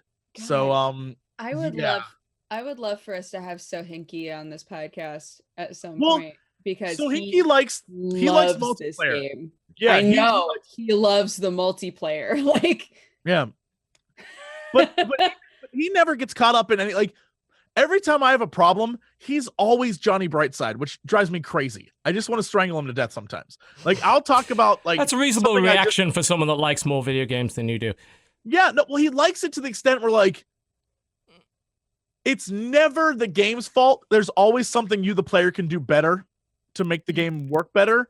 And so, like, Heroes, for example, I'll be like, man, this character is garbage. And he's like, actually, this is how you have to play it. And then I was like, God damn it, Sohinky, why can't you just agree with me? And he's like, well, you know, I've played a bunch of, like, he's that guy. So when you get to Battlefront, for example, even though he is like, I dislike all the monetization bullshit, he's like, when it comes down to the actual gameplay, I'm having fun. And here's like why. And he like is very, he can explain it, but at the same time, it's just like, dude, stop. Your enjoyment is killing me.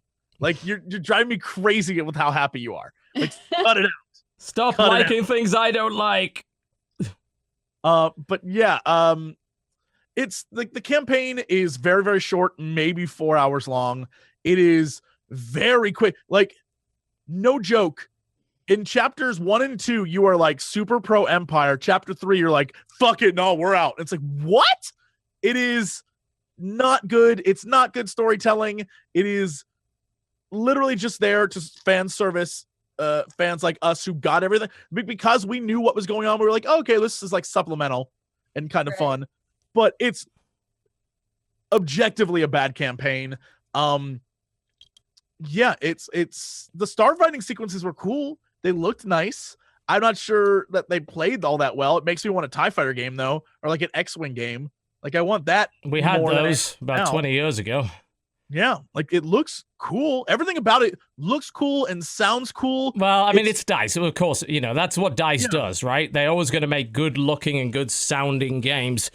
But I don't know. I couldn't tell if they got Billy D. Williams to play Lando, but, like, being Lando is cool. Like, Lando's a badass, and like experiencing that is fun, but it's not, it's like they said, okay, let's just throw them the bone of the first time we didn't make a campaign.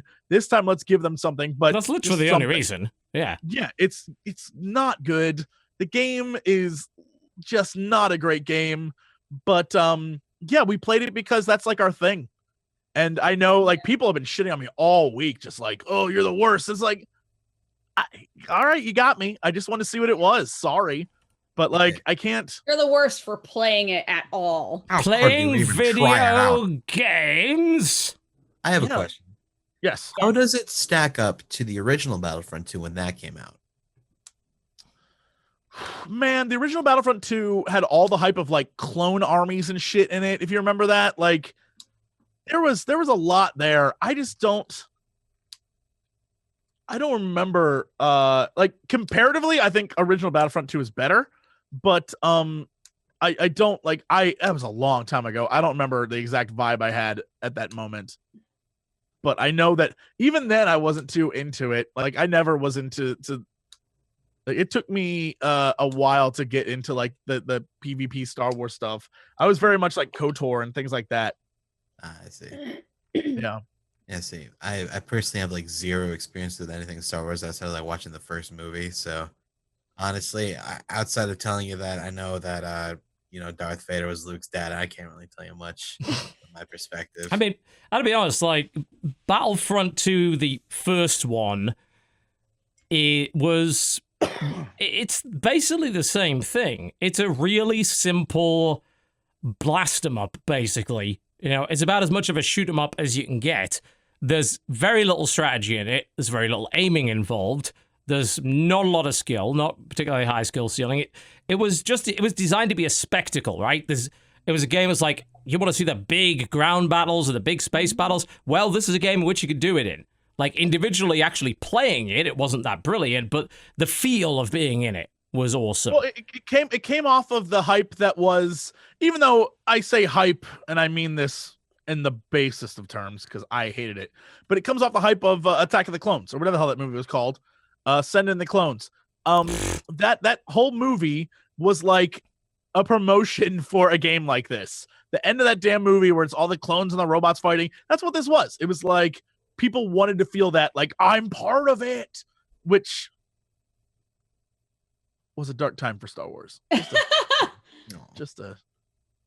Yeah. Oh, another question. I know the original Battlefront had the argument of like your shots like go everywhere. They don't really feel like they actually shoot where they're aiming. Is that the same thing in this one too? Kinda, to some extent. I mean, it's very arcadey aiming. Like it's not massively accurate. Depends on the weapon you're using, obviously, but I mean, they designed a very arcadey game with a pretty low skill ceiling that was accessible to a lot of people, which is probably why the first one sold as much as it did. To be fair, the original Battlefronts were like that as well. Some people argue the those Battlefronts had more content or whatever. They had more modes. Like, oh, well, you had the shipboarding mode. Yeah, you did, but it wasn't very good. I mean, none of them were good modes. There were a lot of things you could do. There were a lot of modes in that, like Galactic Conquest, which was basically just a few maps strung together. It was like, this is cool if they fleshed this out. And I think this is probably why people dislike the new one so much. It's like, oh, the technology is now here to build out those modes into something genuinely awesome, and they didn't. They didn't do that at all. So when the first one came out, the first new one, it didn't even have a proper Starfighter mode. You had to wait for the DLC for that. And even that wasn't the same as what people wanted. It's like, oh, well, we wanted a mode where you start outside, and then you're bored, and then you do this. Which they didn't do. So I think it's a lot of wasted potential. There's definitely some nostalgia goggles going on when it comes to Battlefront 2. I played it again recently. It's not that brilliant. It never really was. At the time, it was cool because of the scale of it and all that sort of thing. But I think people wanted that translated into what we have now technologically and based on the lessons we've learned, and they didn't. Speaking of scale, even though it's not the last level, it technically is the last level of Battlefront 2. The Battle of Jakku, the way they show that, if you're like flying in your starfighter, then look up, there's like thousands of TIE fighters and X-Wings and like just going at it. It is visually stunning. You're just like, oh, this is the coolest shit I've ever seen. There's all these battle like Star Destroyers and Calamari Cruise. It's awesome looking. It sucks the game is garbage, but it's beautiful to look at. Like, It is so wonderful as a Star Wars fan to be like, oh, look at that. But playing it, you're just like, oof, this is dice in a nutshell. So they can be very pretty games. This is more of a game for Star Wars fans and not so much people that don't really care about Star Wars. I would say the gameplay itself and the PvP, I don't think it matters. If you're like a casual Star Wars fan, you'll probably love it. That's the reason why you have it anyway. That's who they're selling it to, as far as I'm concerned. That's what they're aiming it at, which is probably why the first one sold 12 million fucking copies. It's very much aimed at the casual Star Wars fan, not someone who's necessarily a core gamer. Yeah, and if you are like a super Star Wars fan, the campaign is really gonna make you happy. Not like you're not gonna enjoy it, not gonna walk away from the campaign like, wow, that was a good story. It's gonna it's gonna make you happy, but you're not gonna enjoy it. It's gonna make you, what? Well, because you have to understand fandom. When it comes to the stuff that you see in there, so everything that's happening is stuff that is in the books, but you have no visual representation of that. So, like, when they talk about the Battle of Jakku and Aftermath, for example, you know what's happening, you know why it's happening, but you don't see it. And so getting to see that's awesome. They talk about the Emperor's observatories, and there is all these observatories around the galaxy. You get to see that. When they talk about all these different like the Emperor has these red badass robots that are like his messengers. You get to see one of those in action. So like as a super fan, you get to see all these things finally, and because it's all canon, everything that's created is canon. Getting to see that's really cool, and getting to see the representation of like, oh, all this matters and still does. So I think that's awesome. The standalone story is garbage. It's not a story. It's literally just set pieces to show you these events that if you're a fan, you're going to be like, oh, that's nice. That's cool. But there's no actual story there. It's not that great. And the gameplay's not that great either. So really what you're saying is watch a Let's Play and don't pay money for this thing. True. You should. Fair enough. That sounds reasonable.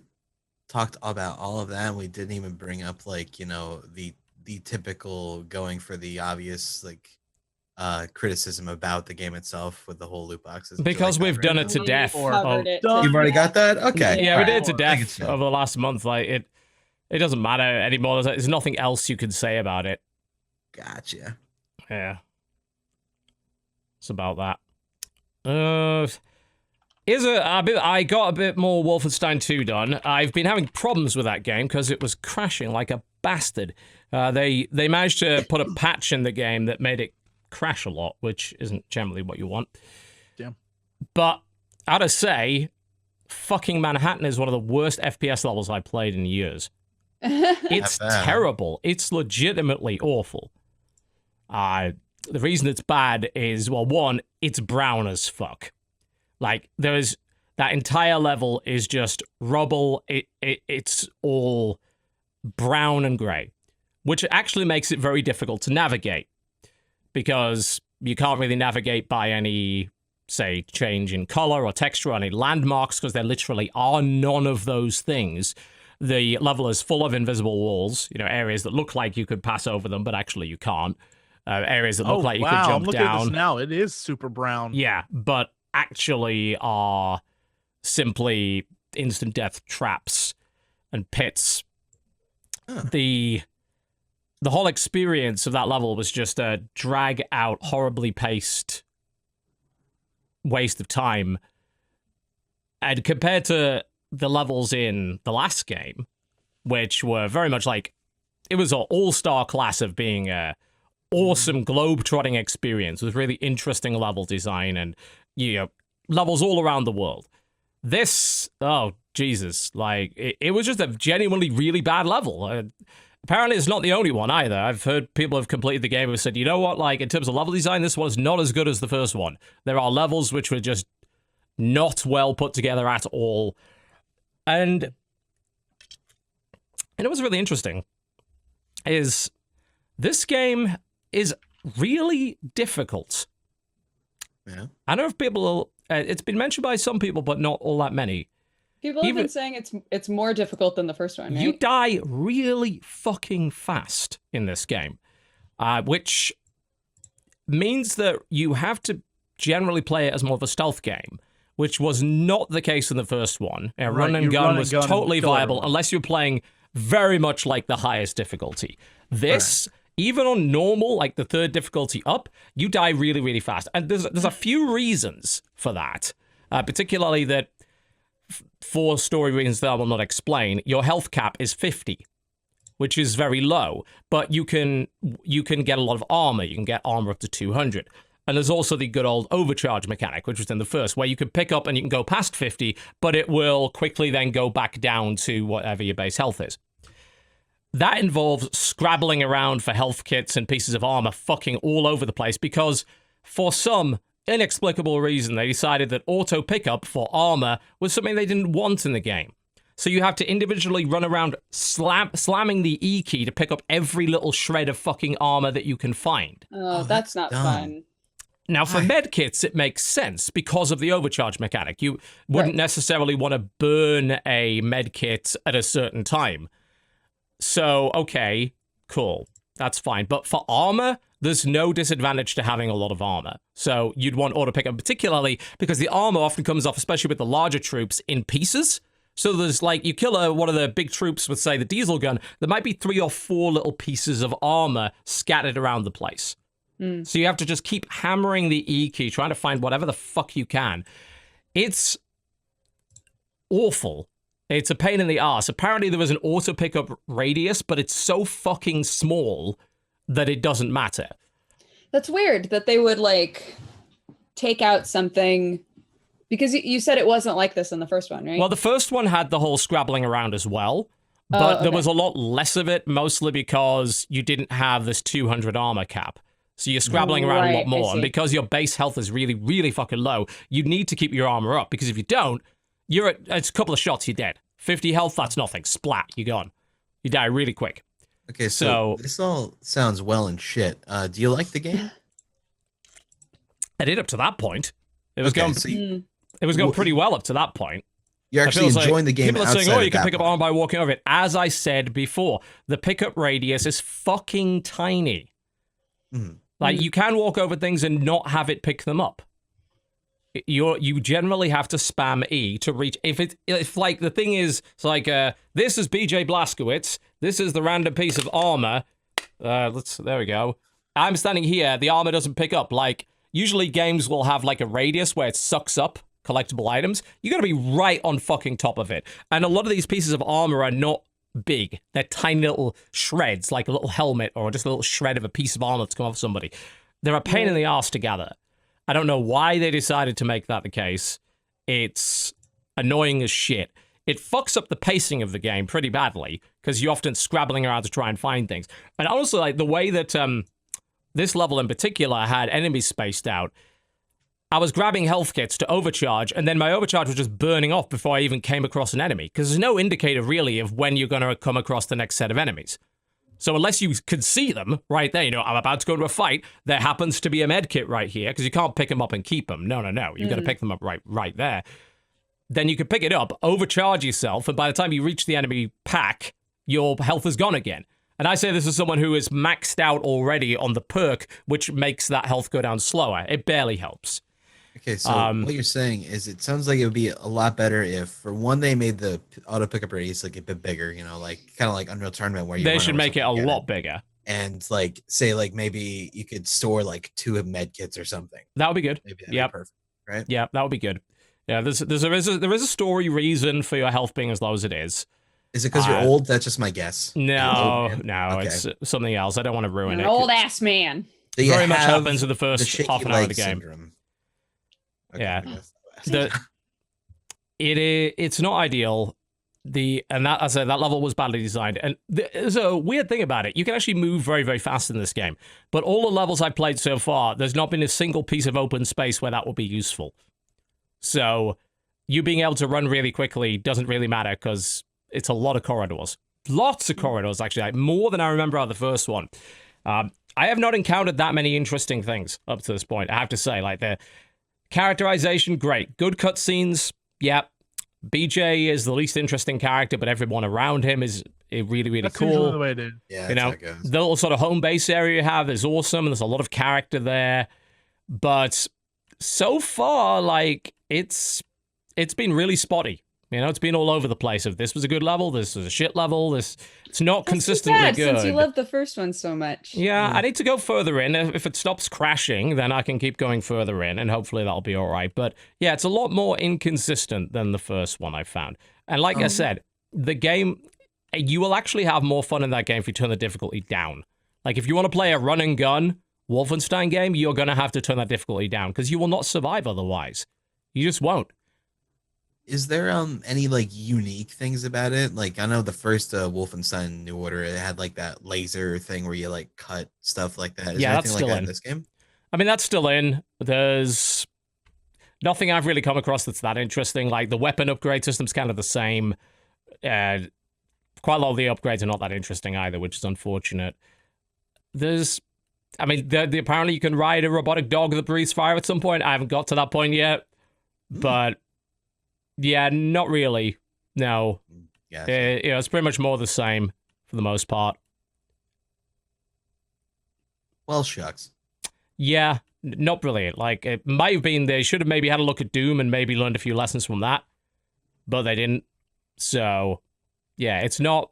I don't rate it so far anyway as good as the first one by a long shot. I'm hoping it improves. Definitely hoping it gets better. Yet to play Doom. Is that still worth playing? You're fucking kidding me? It's amazing. It's like a good time. So good. All right, I'll fucking play it already. Yeah, you should. Doom is fucking incredible. It's on Switch now, isn't it? I wouldn't play it on Switch.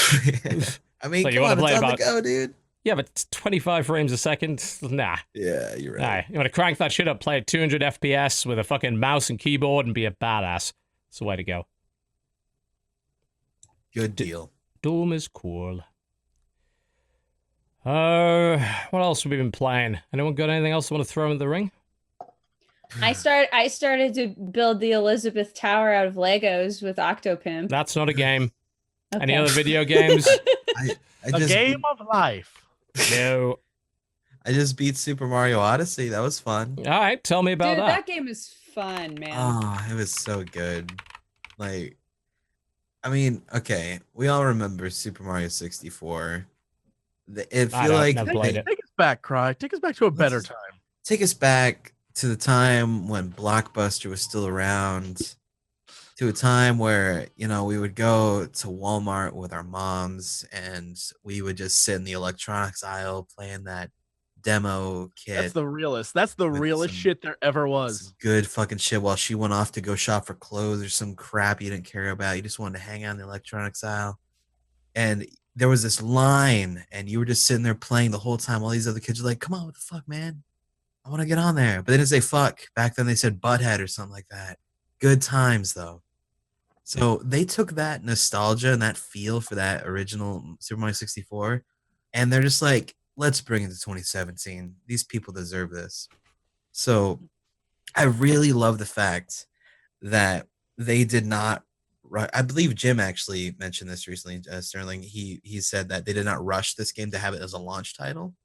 They made sure to put as much effort and polish into this game as possible. I didn't see a single issue with the game. Everything felt fluid. There was always something new waiting for me in the next world or kingdom we would go to. The post game, there's so much content. Like, there's still more stuff I haven't even done, but I feel like I am satisfied even without finishing the game. Like, all of it, like 100%. That, I don't know. Like, I feel like if you're a Mario fan or even just a platformer fan, it's worth a shot if you haven't played it. And there's dogs. You can run around with a little dog, and dogs are great. I like dogs. True. And you can have a Waluigi suit. Still haven't got around to playing it. Honestly, it's really Mario's never kind of really been my thing. I've barely played Mario games, honestly. I mean, I don't blame you. It's usually not everyone's thing. I personally haven't really been in Mario for probably since Mario 64, really. Like, I never really got around to getting into Galaxy. I never really got around to getting into, you know, the new Super Mario Brothers, things like that.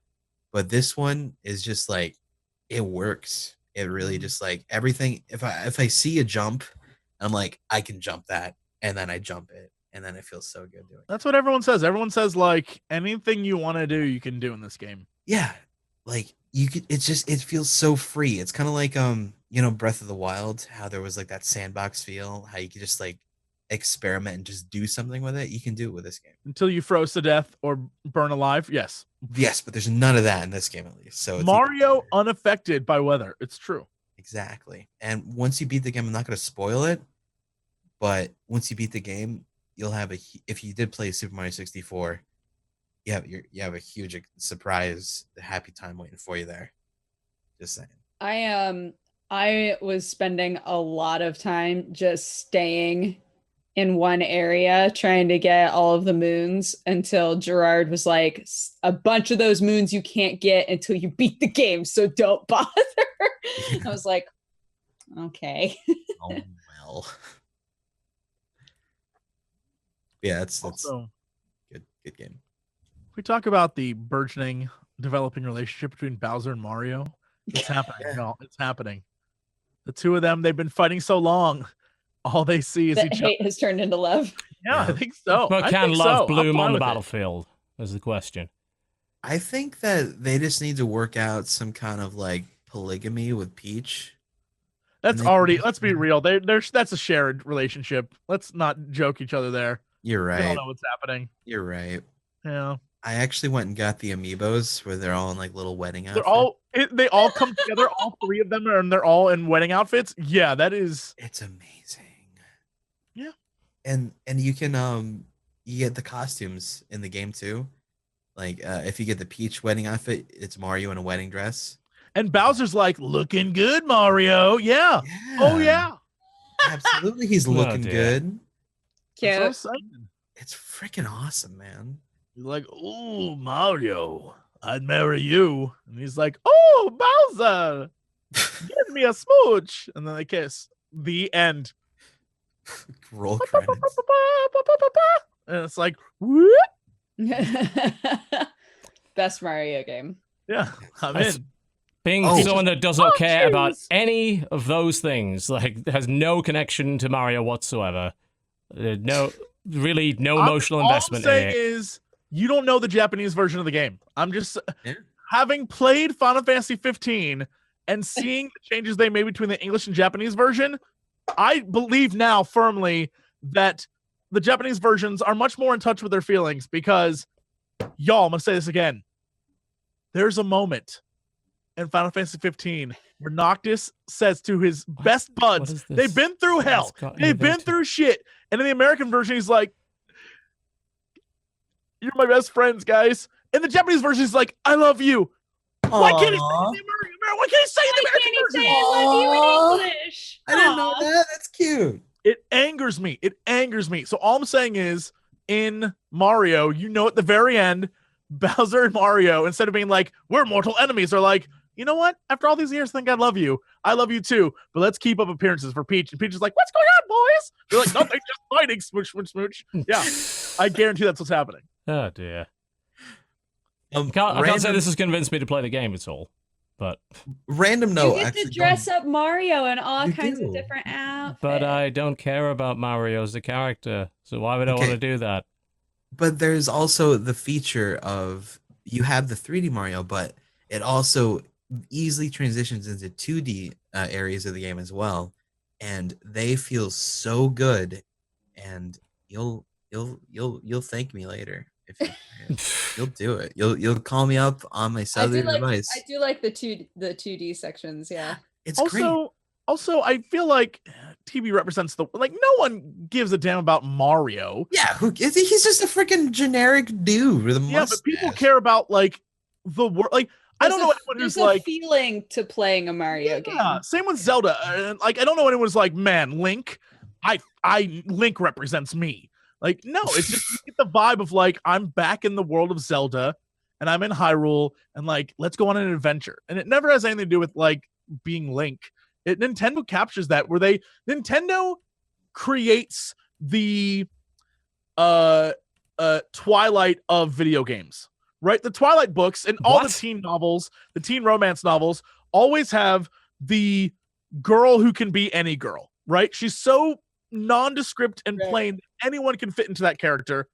I feel like that's Link, and I feel like that's Mario, and I feel like that's like sort of you can be them and enjoy this world, and you don't have to give a damn about either of them. There's like no freaking exposition. You get right in there. They don't bear you down with a bunch of story. That is true. It's just I disagree that anyone plays the Mario games feeling like they are Mario is Bella, is what I'm saying. Mario is not Bella. Mario is not Bella. Maybe I just relate to being a fat plumber. Sorry, Dodger. Fuck. Shit. Maybe I like a pasta and a pizza. It's me. Just a cox. Me. Oh dear. Yeah, where's the Irish version? Like, I want the potato. Is that your Irish accent? No, that's Irish. The Irish are coming for us. Here in good old Ireland. Dear God. We'll be right back after the break. Ladies and gentlemen, welcome back to the Co-optional Podcast. I stand by what I said. Never mind. I stand by what I said. We're complaining about gaming news sites. It's just whatever. I stand by what I said. I was saying Kotaku's nothing but ads now. I stand by that. It's true. Try opening a fucking PC Gamer on a mobile phone. It just hijacks your whole browser. It's like, oh, you want to read a thing? here's a full page of something completely different that you can't escape from. It's horrendous. Oh, by the way, the sidebars of this are an ad, and if you click on them, then we're going to take you to a completely different website. That's not what I want. So I like it when like the whole site is skinned as an ad for a game or something like that. It's like, yeah, okay, right. You're pushing it a little bit here. Sponsored. Oof. Yeah. Pass to the point of reasonable. What you got? Do you know if there's any actual news this week? Because we can't find Not really. I can't see any. There's very, very little. There was an interesting rumor that's turned into a discussion as a result of Northern Lions podcast, actually, if I recall correctly. I believe, it was. It was Edmund McMillan was on the show. If I recall correctly. Creator of Binding of Isaac and Meat Boy. Binding of Meat Boy, yes. Indeed. I feel like he's putting the time to get him on the show. Yeah. Northern Lion? He's more than anyone else about deserves 2,000 that episodes of it. Yeah, sure. Now, what came out of that was that Ed made a claim that one of the lead devs of Plants vs. Zombies, when asked to do Plants vs. Zombies 2, which, as you're probably aware, was a free-to-play game, objected to the kind of pay-to-win in-app purchase business model. Oh, yeah, I read this. And as a result of objecting to that, was fired, is the claim made. By EA? By EA. The Electronic Arts? Yeah, that would be so out of character for them, wouldn't it? Yeah. They would never take something from someone, destroy it, and then get rid of that person. That's wacky, TB. They care for the consumer, man. Yeah. The person in question was the creator of Plants vs. Zombies, George Fan. And he was part of a 50-person layoff at the dev studio in 2012. And Ed's claim is that he was basically shit canned for that. Now, there's been an update as of today where Mr. Fan responded on Twitter. True, right? Yes and no.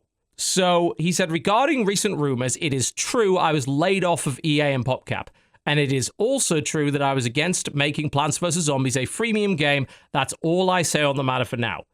So he's saying those two things, but he is not confirming. The paperwork I signed upon leaving prevents me from saying any more. The NDA that I signed, possibly. It is a case of those two things are true, but is one of them the reason for the other? Right. That's a different matter entirely. Right.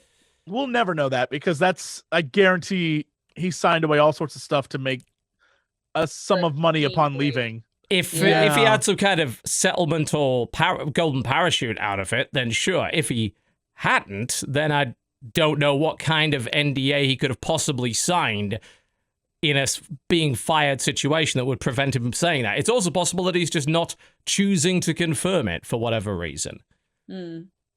Maybe he just doesn't want to drag EA into that.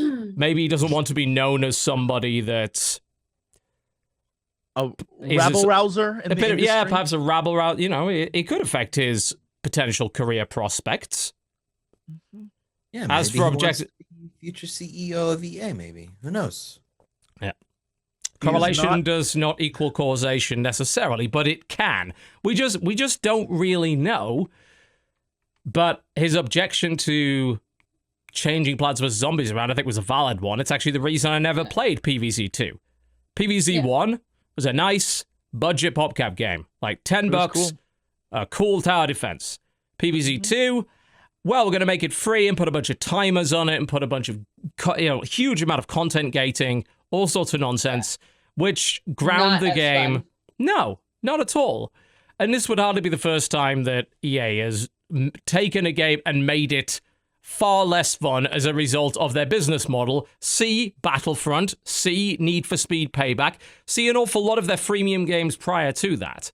They have some pretty damn nasty freemium models, and they annoy people to the point of either quitting or giving them money. And they don't really care if people quit because they're, again, reliant on this 1% of people who are going to give money. I mean, PvZ 1, $10 product. PvZ 2, you could potentially spend hundreds of dollars on this damn thing. Yeah. Which is a real fucking shame. Because as a game, if you took all that freemium shit away, it's a better game than the first one. It has more variety, more stuff, more complexity. But the business model is obnoxiously horrible. Yeah. There's actually, I think in relation to that, there's an idle game that announced that they're not going to be free to play. Clicker Heroes 2, if I recall correctly. Yeah, their original game, as you might imagine, was a free... it was a free-to-play game. You know, all of these idle games and clicker games generally are, for the most part. It's very, very rare not to see one. You know, it's like Space Plan was probably the only one I could think of that wasn't, and that was like a couple of dollars. They decided the sequel will be a $30 one-off payment with an option for a full refund for a year after it comes out for anybody that pre-orders, which is interesting that they would offer that. Yeah, for a whole year, that's actually pretty impressive. Yeah, and what's interesting, of course, is that Clicker Heroes, if I recall correctly, was obviously big on mobile. Charging that amount on mobile for a game is usually setting yourself up to fail big time. Yeah. In a huge way. So their reliance on, I think, people mostly on Windows, you know, on Steam, being willing to buy this. Because I don't think you got to see that many people buy that on mobile. I mean, people object to paying $2 for a game and then spend $10 on their cup of coffee. You know, the mobile market is not fertile for premium gaming, which has caused a lot of problems. Mm. Yeah, like I think a lot of people see the $30 price tag and be like, that's pretty pricey, but then they don't really realize how much they really put into freemium games.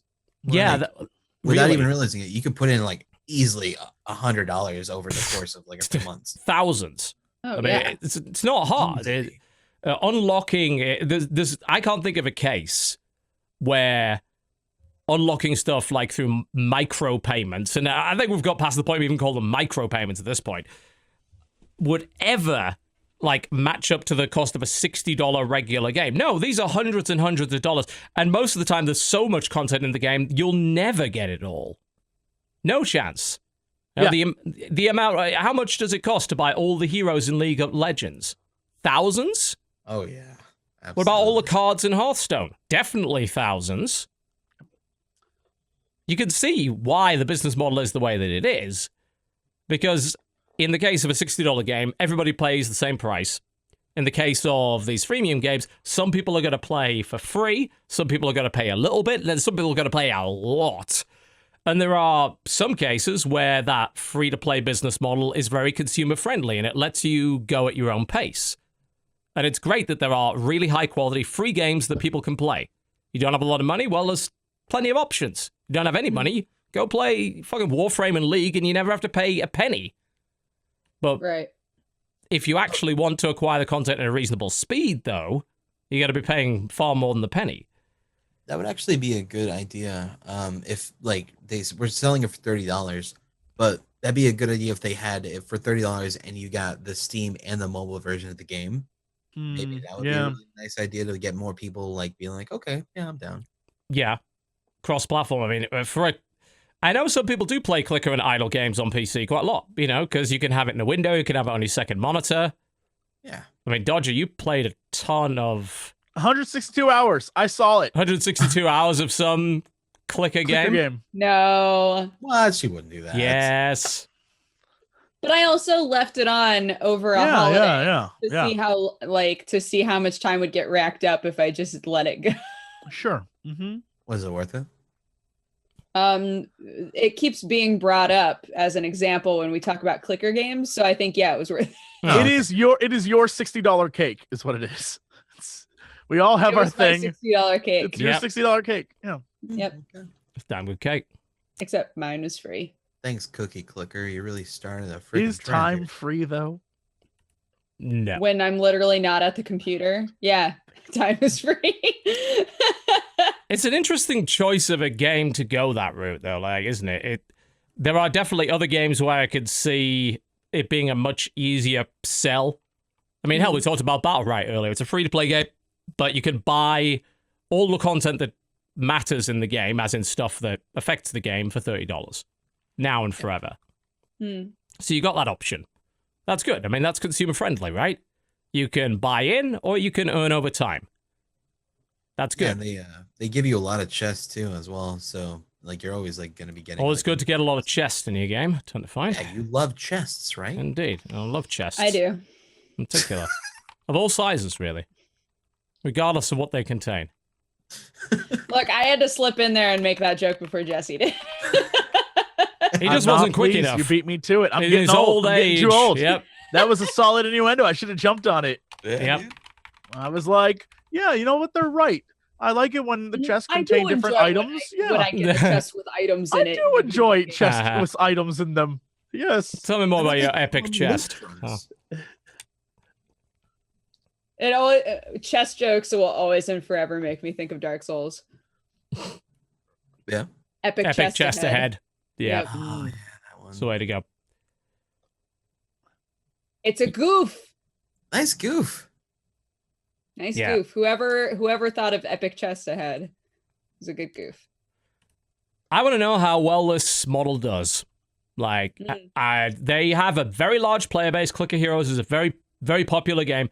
How many people can they convince to buy in rather than go free on it?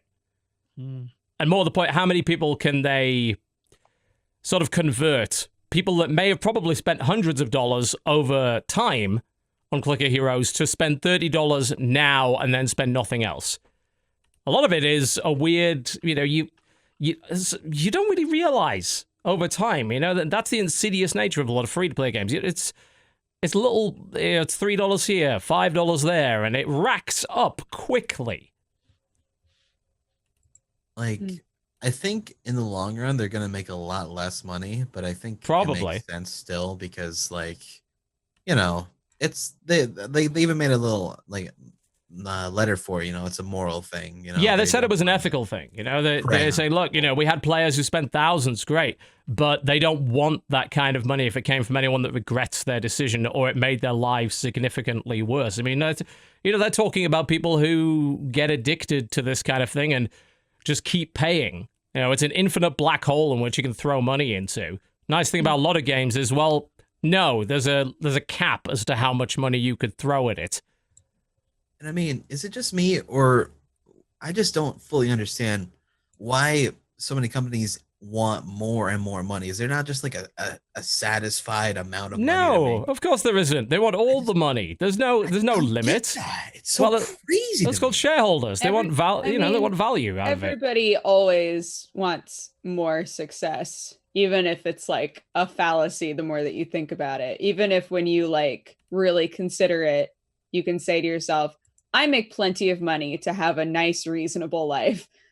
I think people always still want to be more successful. Some cases, but I think with people in general, that's not, people can be content. Companies, they're actually legally obligated not to be content. If they have shareholders, they're legally obligated to continue to make money for their shareholders. Right. They don't have a choice in the matter. So if they don't have shareholders, they can be chill about it then?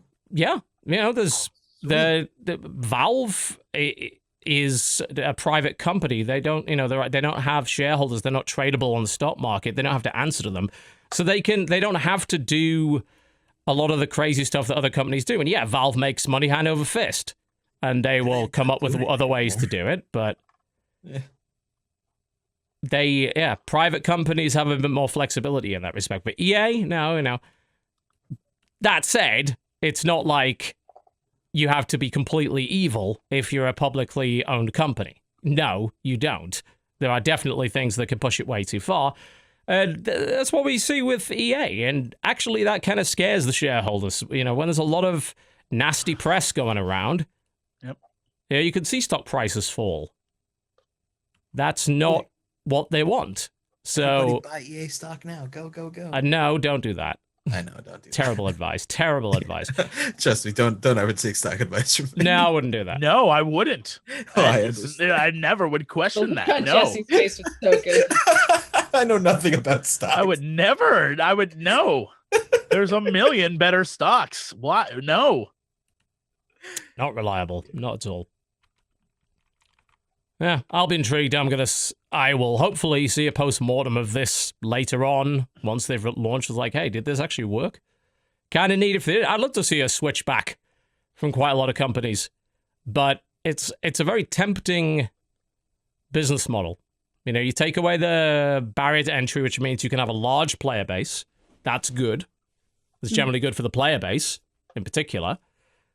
You can essentially get an infinite amount of money. There's the potential for an infinite amount of money, you know, because there's no way you don't stop spending. You don't just pay once and then that's it. For some companies, it definitely doesn't work because they don't get enough players, they don't get enough whales, you know, it doesn't work out for them. But the mobile market is continuing to prove that free-to-play business model is worth a huge amount of money. So it's going to be difficult to convince people to switch back to something that is more reasonable. We got anything else on the news front? There's not a lot. It's been a fairly quiet week. There was I mean, we can just play poker if you want. Yeah, pretty much. I mean, we'll be playing Jackbox Party Pack 2 directly after the stream, so keep an eye on that. Yeah. We'll be hanging around to do that. At least some of us will be. There was a quick update by Valve saying that they're going to be working on trying to make helpful reviews more helpful and make it obvious that which reviews are relevant, which are not. They didn't exactly say how they're going to be doing that. They're mostly just going to be changing the algorithm. But there have been complaints lately that the most helpful reviews have been out of date for the most part, and they're looking to push reviews that are truly reflective of the game's current state, which is very important considering we have games in various states of development. I mean, this might seem kind of roundabout, but couldn't you like say, I want to see the most helpful reviews, and then couldn't there be a drop down that would be like, put these in order from most recent to least recent? I believe they already do that, but they want to... Then what y'all complaining about? Well, apparently because it's not enough, it would seem. Like, they're going to use a new method of calculating the helpfulness of each review, taking into account the users that are trying to manipulate the system. And they're going to be counting the helpful ratings on reviews differently for users that are far outside the norm. So apparently there are people trying to mess with this system, and they're going to be trying to counteract that. And they're going to be showing the default helpful, positive, and negative reviews in a similar proportion to the overall review score of the game. So if the game is reviewed positively by 80% of reviewers, then the default store page reviews will show 80% positive reviews. So like 8 positive reviews and 2 negative ones. Oh, okay. So, I don't know, it's a lot of under-the-hood stuff. I think there's obviously quite a lot that can be done with Steam reviews. They're not ideal. There's plenty of junk there. There's a bunch of memes. There's a lot of that, yeah. And, of course, there is the issue of a game does something super wrong and then it gets review bombed, which has an effect even if they fix that the next day, and that shit hangs around for ages, and that's not then helpful to the consumer because it's not representative of what the game actually is now. Yeah. So that's an issue as well. Not to mention, you know, the agenda-driven stuff like the Chinese in particular brigading games that don't have Chinese translations. So there's issues with that. Thing? Yeah, it's actually a big thing. Well, right now, English speakers are not the top users of Steam. Steam has exploded in China over the last couple of years. Just look at some of the releases that you see on the release list every week. Some of them are just like no English language support. Yeah, quite a lot of that. Yeah, and I mean, PUBG is bigger in China than anywhere else, right? Yep. A lot of bot farming going on with that, but we don't know how many actual real players. But yeah, that's true. There's just vastly more people. Yeah, pretty much. They win on that one. You know what? Yeah, true. Why don't they just do something like Amazon where they just have a separate Chinese website with the Chinese supported games? I don't know. It just sounds like a simple idea to me, but I guess I'm Steam.ch. I don't know that. I don't know how it works, honestly. I don't know either, but it just sounds right? I feel like that would be sort of counterproductive because there are lots of games that come out in, say, using Chinese as an example, come out in Chinese and eventually have an English release. And that way it's all on one page and you can choose which one you want. Also, I think service providers and the government and all that stuff handles what they can see and what they can't see over there anyway. So I don't think Steam needs to. Valve doesn't need to do that because it's already being done. Yeah. Okay, what about like a filter to just show Chinese supported games like languages and shit? I guarantee that is like a language filter. That's got to be in there. That must has be to in be there. there. It's like I've never had any reason to actually Steam, check. I'm pretty sure it's there. Nah, it's got to be there, surely. Yeah, outside of that, there's really not been all that much going on this week, frankly. Not much to talk about. Yeah, man, it's been quiet. This is the way the news works is always the same. Nothing. A shit ton of stuff one week. Yeah. Then nothing for another 3 weeks. Yep, definitely. Yeah, it does seem to come in waves, right? There'll be a Just wave like of just like there's so much going on right now. Sometimes it correlates with events, but sometimes it doesn't. Nope. Yeah. It's just been a quiet week in general, which I suppose is a good thing. We're sort of winding down the year, really. Yeah. I'm okay with it. Shit, we've had enough crap go on this year. We have, Jesus. yeah. Fuck, this year sucked. Well, for some horrible. things, it certainly didn't suck for video games. There's been some. We had some That's really true. good We had good games, releases, but like yeah. events wise, not so much. Mm-hmm. Oh well. All I'm saying. People are saying PSX. I forgot that PSX happens. That happened weeks ago. It's gonna be Isn't cool. that like a I month just don't ago? know. Oh no, that's called something different, right? The PSX is still to happen, right? Yeah, it Is happens on the beginning 9th of December. Yeah. What the hell else are they going to show? Didn't they just Completely out show a the bunch loop. of stuff? What are we talking about? PlayStation Expo. Okay. It's always super fun. It's really cool. I just don't I'm not sure what there's to show. Detroit and I mean, yeah, didn't they just show all the shit? We just had an like, event I a don't month know. ago with all that. I'm very interested in seeing what they show off. I feel like this year has been a lot of really cool releases, but what is there left to show off at conventions and exhibit halls? And like, I just don't know anymore. Besides indie games, all the major stuff comes next year. Yeah, you know, it's generally December releases are not really a thing for the most part. Yeah. But yeah, there'll be like the PlayStation Expo and the Game Awards are all around that same time. So December 7th to December the 10th. As for our own awards, of course, the Co-opties, we'll be having those at some point in December. That's all your usual 2 episodes of category after category after category of nonsense, usually. Sexiest redhead, Aloy, winner. We've already got 2 categories. Best murder of robots, Aloy, winner. You know, I feel Best like open world game, Aloy, winner. Not Horizon Zero Dawn, Aloy, the game. I don't know the name of that game. I just know it's called Aloy, the game. Damn. Aloy and Jesse kill robots, the game. I'm sure we'll come up with some great categories. It'll be happening some point in December. My category from last week that TB helped me name is best game featuring insects. Got it. What? Did I? Hollow remember Knight. that. Got it. Oh. Okay. Yeah, that game existed. It did. I want someone to be like, no, this other game with insects was far superior. I mean, there's Comes probably at at you. least another game that has insects in it at some point in 2017, right? Gotta be. My family. I'm so sorry. That was about to be a complete topic change. I was like, what the fuck are you about to say? What? Probably nothing to do with that.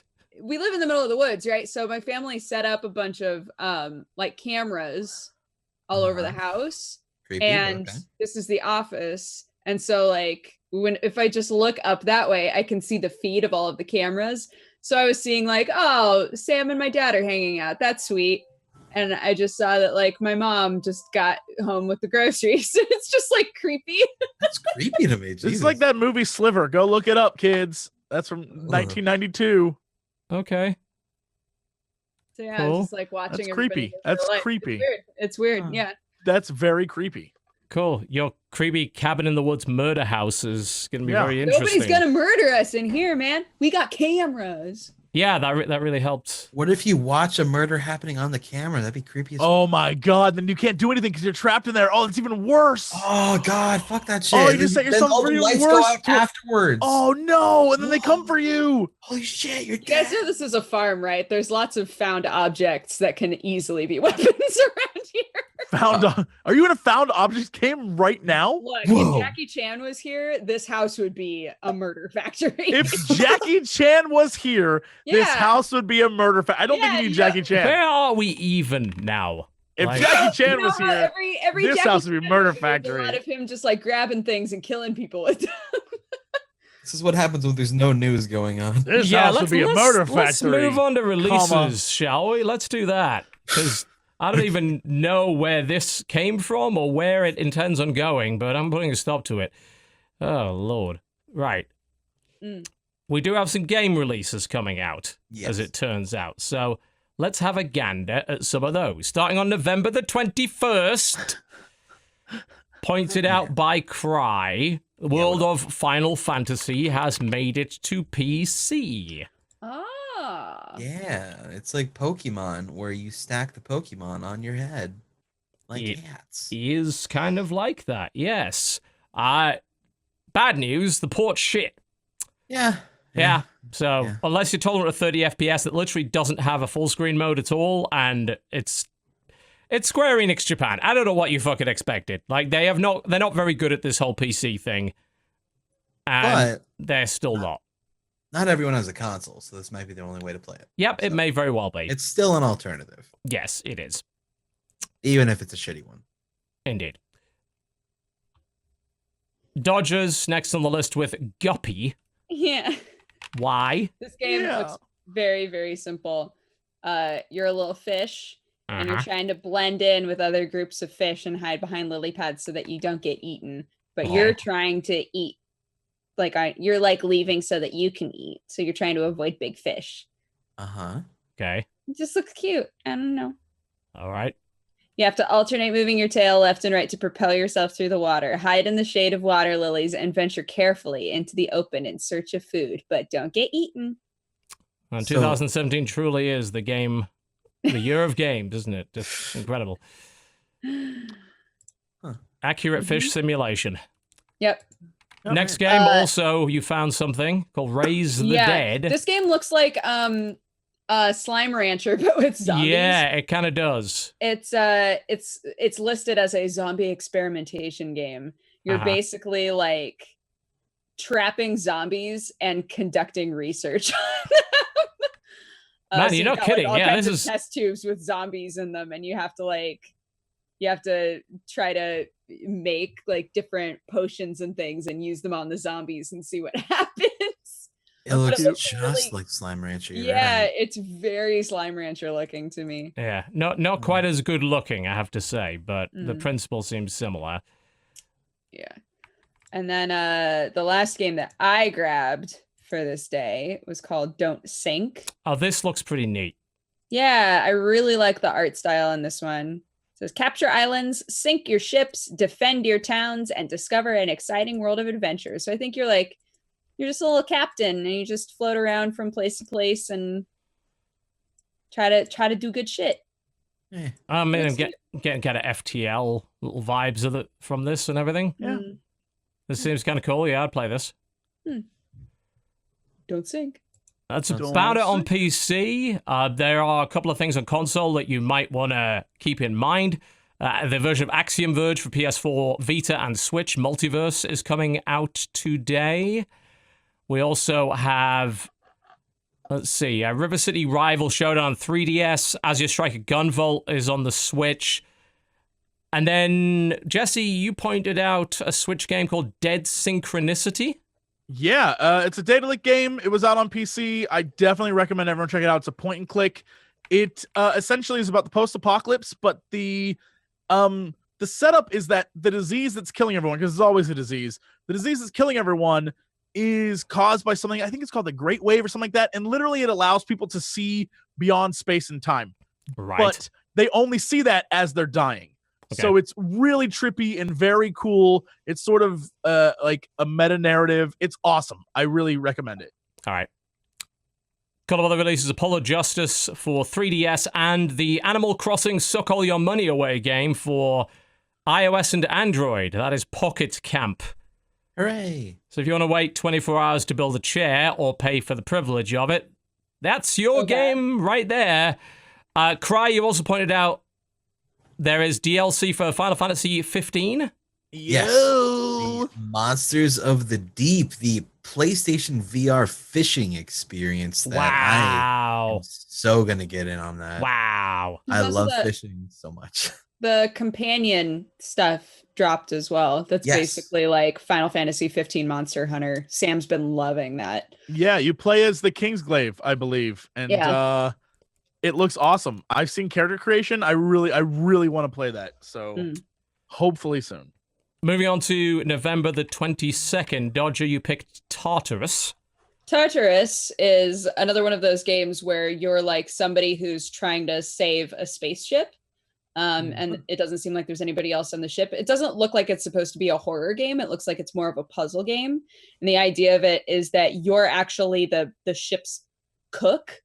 But you're the only one who's like out walking around on the ship. And so, an engineer makes contact with you and is like, I know that you don't understand at all how this ship works, but like, you're the only one who can like fix things and you have to follow my instructions. So you have to like follow the instructions of an engineer and try to save the ship, which I think sounds kind of cool. Yeah. So there's that one. The other one, TV's gonna hate, is called Traddle 64. And great. It's listing itself as a comedy game stylized like a fever dream. I just love the way that the characters are designed. The characters look super bizarre to me. Yeah, you're not kidding about that. Yeah. What the fuck? Watch Traddle go from 0 to 64. Yeah. What the fuck does that mean? I don't know. I have no idea. Cry. So there's that game. The Mammoth, a cave painting? No, it's not Jesse. This is a game where literally you are playing through a cave painting, visually stylized. It looks like it's on the walls of a cave and you're playing as a mammoth, and it's a very quick game, apparently. It's free. Yeah, it's a free game that check it out. I think that's kind of neat. All right. Moving on to November the 23rd. Dodger. Okay, my game on this day is called Going Nowhere, The Dream. It's another free one. It's a kind of a platformer game where you play a girl named Lauren and you're actually like reliving a bunch of her memories as she's trying to remember her best friend that I think went missing when she was younger. So it looks like it could be interesting, but it's sort of a bizarre mixture of art styles, it looks like. So I don't know whether or not it would be kind of off-putting to play or if it will mesh well when it's actually in practice. I bet it'll work. You have faith? Great. I have faith. This looks great. Okay. Well, you feel free to believe. Stick It to the Man is coming out on Switch. This was pretty entertaining on PC. Yep. Very, very strange. A little bit bizarre. But yeah, that's a good pickup for Switch, I think. Interestingly as well, Portal Knights is hitting Switch. Portal Knights is an MMO, kind of, isn't it? Yeah. Is it? Yeah. It's sort of a co-op sandbox action RPG MMO-like thingy-ish. I figured it's more like a multiplayer, kind of like in the sense of like you can get like a group of friends, but you can't really join random lobbies, right? I have no idea, but I've heard good things about it as a game. It's been around on PC for a number of years, and people seem to like it. So it might be an interesting pickup on the Switch, because they don't really have a game like that on Switch right now, so that's kind of neat. Also, Worms WMD is hitting Switch as well. Might want to keep an eye out for that. Worms is always a good time. Worms is generally a good time, as much as they have made the same game for the last 20 fucking years, but hey. Absolutely. Moving on to November the 24th. Dodger, you got a couple of choices here. Fairy Walk, I think, is the first one. Yeah. Fairy Walk, the Prelude. There's a game called the Fairy Walk game that I've actually been interested in, where the concept is like the world is overrun with these really bizarre kind of humanoid monsters. Yeah. And there are only a few humans left. And so humans are like desperately trying to find each other, basically. Mm-hmm. And I guess in this Prelude, you play a little kid who's like trying to get out of its own backyard, but the monsters are all over the place. So it sort of establishes the world. I think it's supposed to be a pretty short game, but I like the look of it. It's got kind of a monochromatic Limbo feel, but it's not a side scroller. So I like that the monsters are just kind of like have like really bizarrely shaped heads, but for the most part just look like normal people. Like, I don't know, there's just something about it that works for me. So it's spooky. So. It's spooky, but it doesn't look to be spooky. It doesn't look actually scary, if that makes sense to me. Kind of like Little Nightmares. Yeah, kind of, I guess. Little Nightmares had such a good aesthetic, though. Oh yeah, Little Nightmares is like, mwah. The other one that I grabbed was Be the Hero. It's a VR game where you get to be a hero and you run around with a sword and stuff. It just looked fun. I actually grabbed it because I loved the video, and then when I looked at the screenshots, I was like, the screenshots honestly don't look as cool as the intro video like animation does, but that's okay. Yeah, it might be fun. So there's a new version of AirMech. AirMech was pretty cool. This is AirMech Wastelands, which is an action RPG set in alternate future America following a global collapse. You're an AirMech pilot with the skills to fly and upgrade these ultimate pre-war machines. I played quite a lot of AirMech when it first came out, and it was like it was a kind of multiplayer game.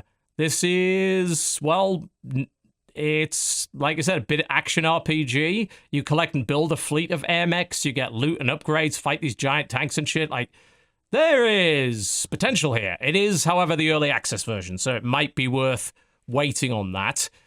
And there's a couple of board games that are coming out to Steam.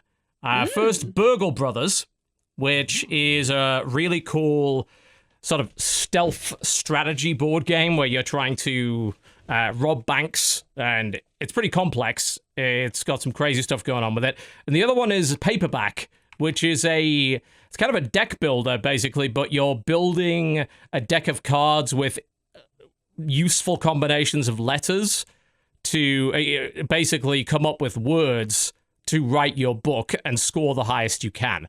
I played a bunch of this on iOS. There's an iOS version of it. It's a good combination of deck building and Scrabble, and I think that you might enjoy that. I don't know how much exactly it's going to cost on PC, but it's pretty cool. It does also have cross-platform multiplayer, so you can play PC versus mobile device, which is nice. Oh, that's nice. Yeah. You have one last one, Dodger. What is this? On the 20th. The 24th, oh, yeah. Oh, I was looking at the Christmas Elf. That one? Yes, that one. It's a little Christmas game where you have to save Christmas. It looks like an RPG Maker game. Oh, yeah. It just looks really cute. Fucking terrible. Trying to save Christmas. Well, okay. It's probably going to be a free. Sugi the Christmas Elf, save it Christmas every day. Sugi the Christmas Elf, save it the Elvish way. This looks like absolute garbage, but all right, sure. And then she dabs. And ruins everything. Just die. All right, moving on to November the 25th. I grabbed a game that could be fucking terrible, but could be interesting. I mean, that's applied to 90% of the things you've picked so far, but it's all right. Thank you. I did what you asked me to do. I picked games. You did. You did that. So this one is called Jill Yarrow, and it's a game where you start off in a forest. It has a Slenderman sort of goal system where it's like you need to pick up the pieces in order to escape. But you start in a forest that looks totally normal. And then the further along that you get, the more that all of the like the shapes of the trees warp and the colors like turn into like a weird psychedelic scape. And it's harder and harder to navigate around. And I was like, that could be awesome, or it could be so frustrating. I want to die. Absolutely awful. Yeah. That could be a good VR game. Yeah. Oh, no. That's vomit-inducing. And then the other one that I grabbed is a game that looks like it might be legitimately horrifying, but it might be a good combo of horrifying and like intriguing. It's called Unforgiving, a Northern Hymn, and it's a horror game inspired by Swedish folklore. Yeah. I like the amount of detail cool. that's already been put into Looks that. cool It's so really far. awesome. Yeah, it looks cool, right? There's nudity apparently, so be careful about that in case you're worried about that stuff. In case you're worried about Not at all worried. Yeah. Put little Jesse heads over them.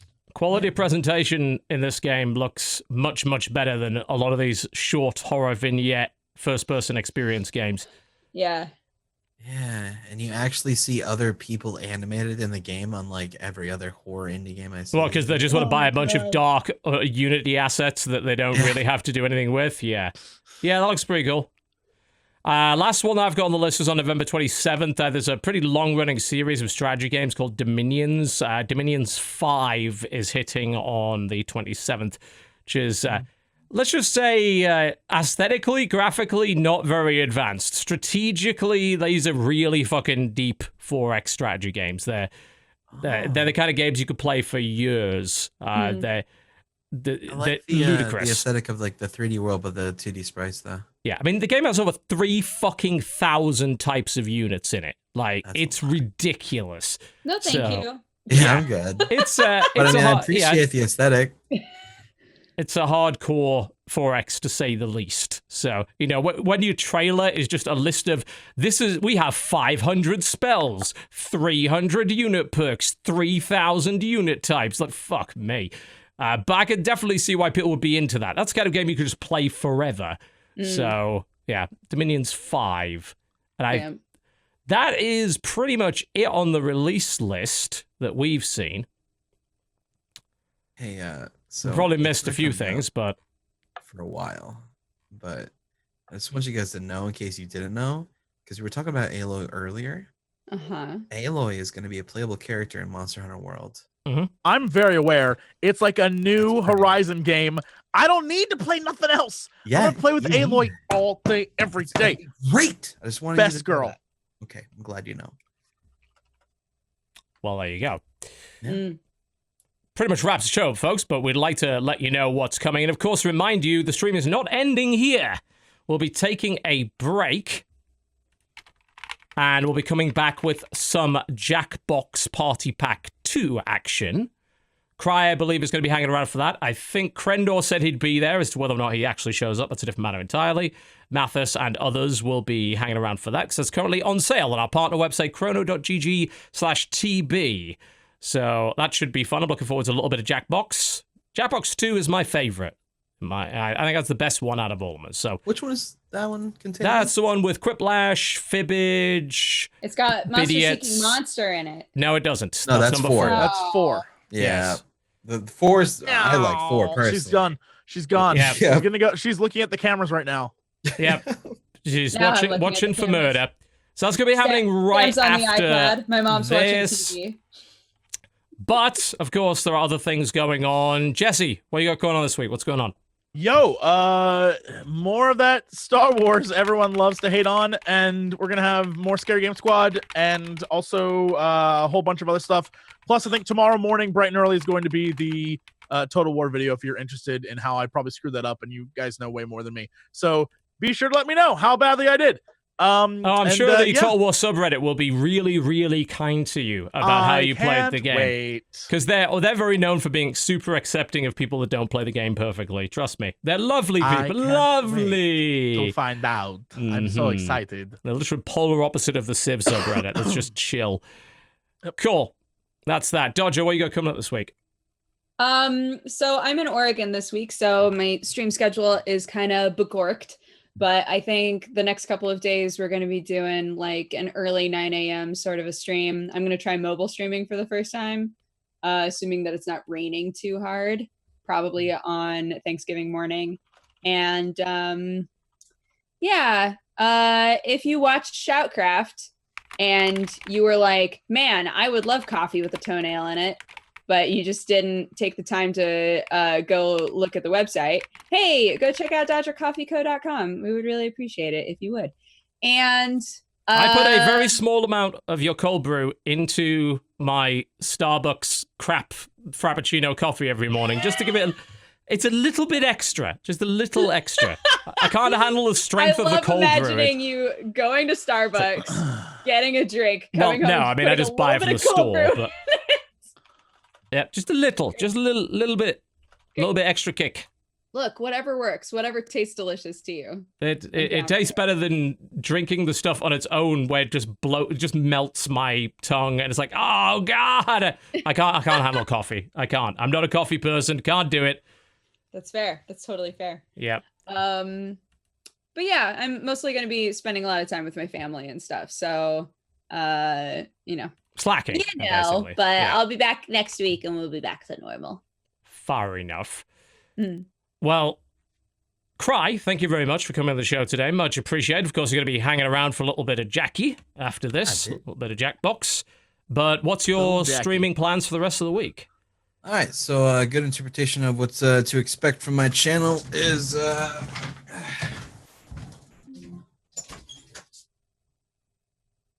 I think he left. He made a joke about how there's gonna be nothing on his channel at all. Probably true. That was the joke. Hope you appreciate it. Yep. I appreciated it. Good. Okay, well done. That's pretty much it, though. It would have been better if you just left. Excellent if you visual just straight gag. up left for good. I would have, but I miss you. Commitment. I don't know if the Cry. gag is Get better. to the bit. I miss you guys. I'm sorry, okay? Jeez. I don't know if the gag is good. better without the camera or with the, if it would have been better with the camera. I don't know. I think it was pretty it was good. like listening to a radio play. He had the like. Yeah, it was a nice exaggerated noise. Good, yeah. Okay, the whole thing going is great. Time that we had Cry on the podcast, and he said, I don't know, Google Cry, I'm the first thing that comes up. And I was like, that doesn't make any fucking sense. And I Googled Cry, and you were the first thing that came up. And I just quit living, and now I'm a ghost. I don't think it is anymore, but it used to be, which is kind of cool. Cry. I'm gonna Google Cry. These days, I don't think it is though. Yeah. What? Yeah. Does Cry look like? Yep, there it is. There it is. It's one of the first things. Indeed. All right, folks, thank you very much for watching the Corruptional Podcast. We're back the same time next week at 3 p.m. Eastern. That is 8 p.m. in the British Isles, 9 p.m. in Europe for more of the Corruptional Podcast. Jackbox Party Pack 2 coming up in probably about 10 minutes. Going to get everything set up and do a little bit of Quiplash, a little bit of fibbage and all that good stuff. Thank you for watching. We'll see you next time. Goodbye. Bye.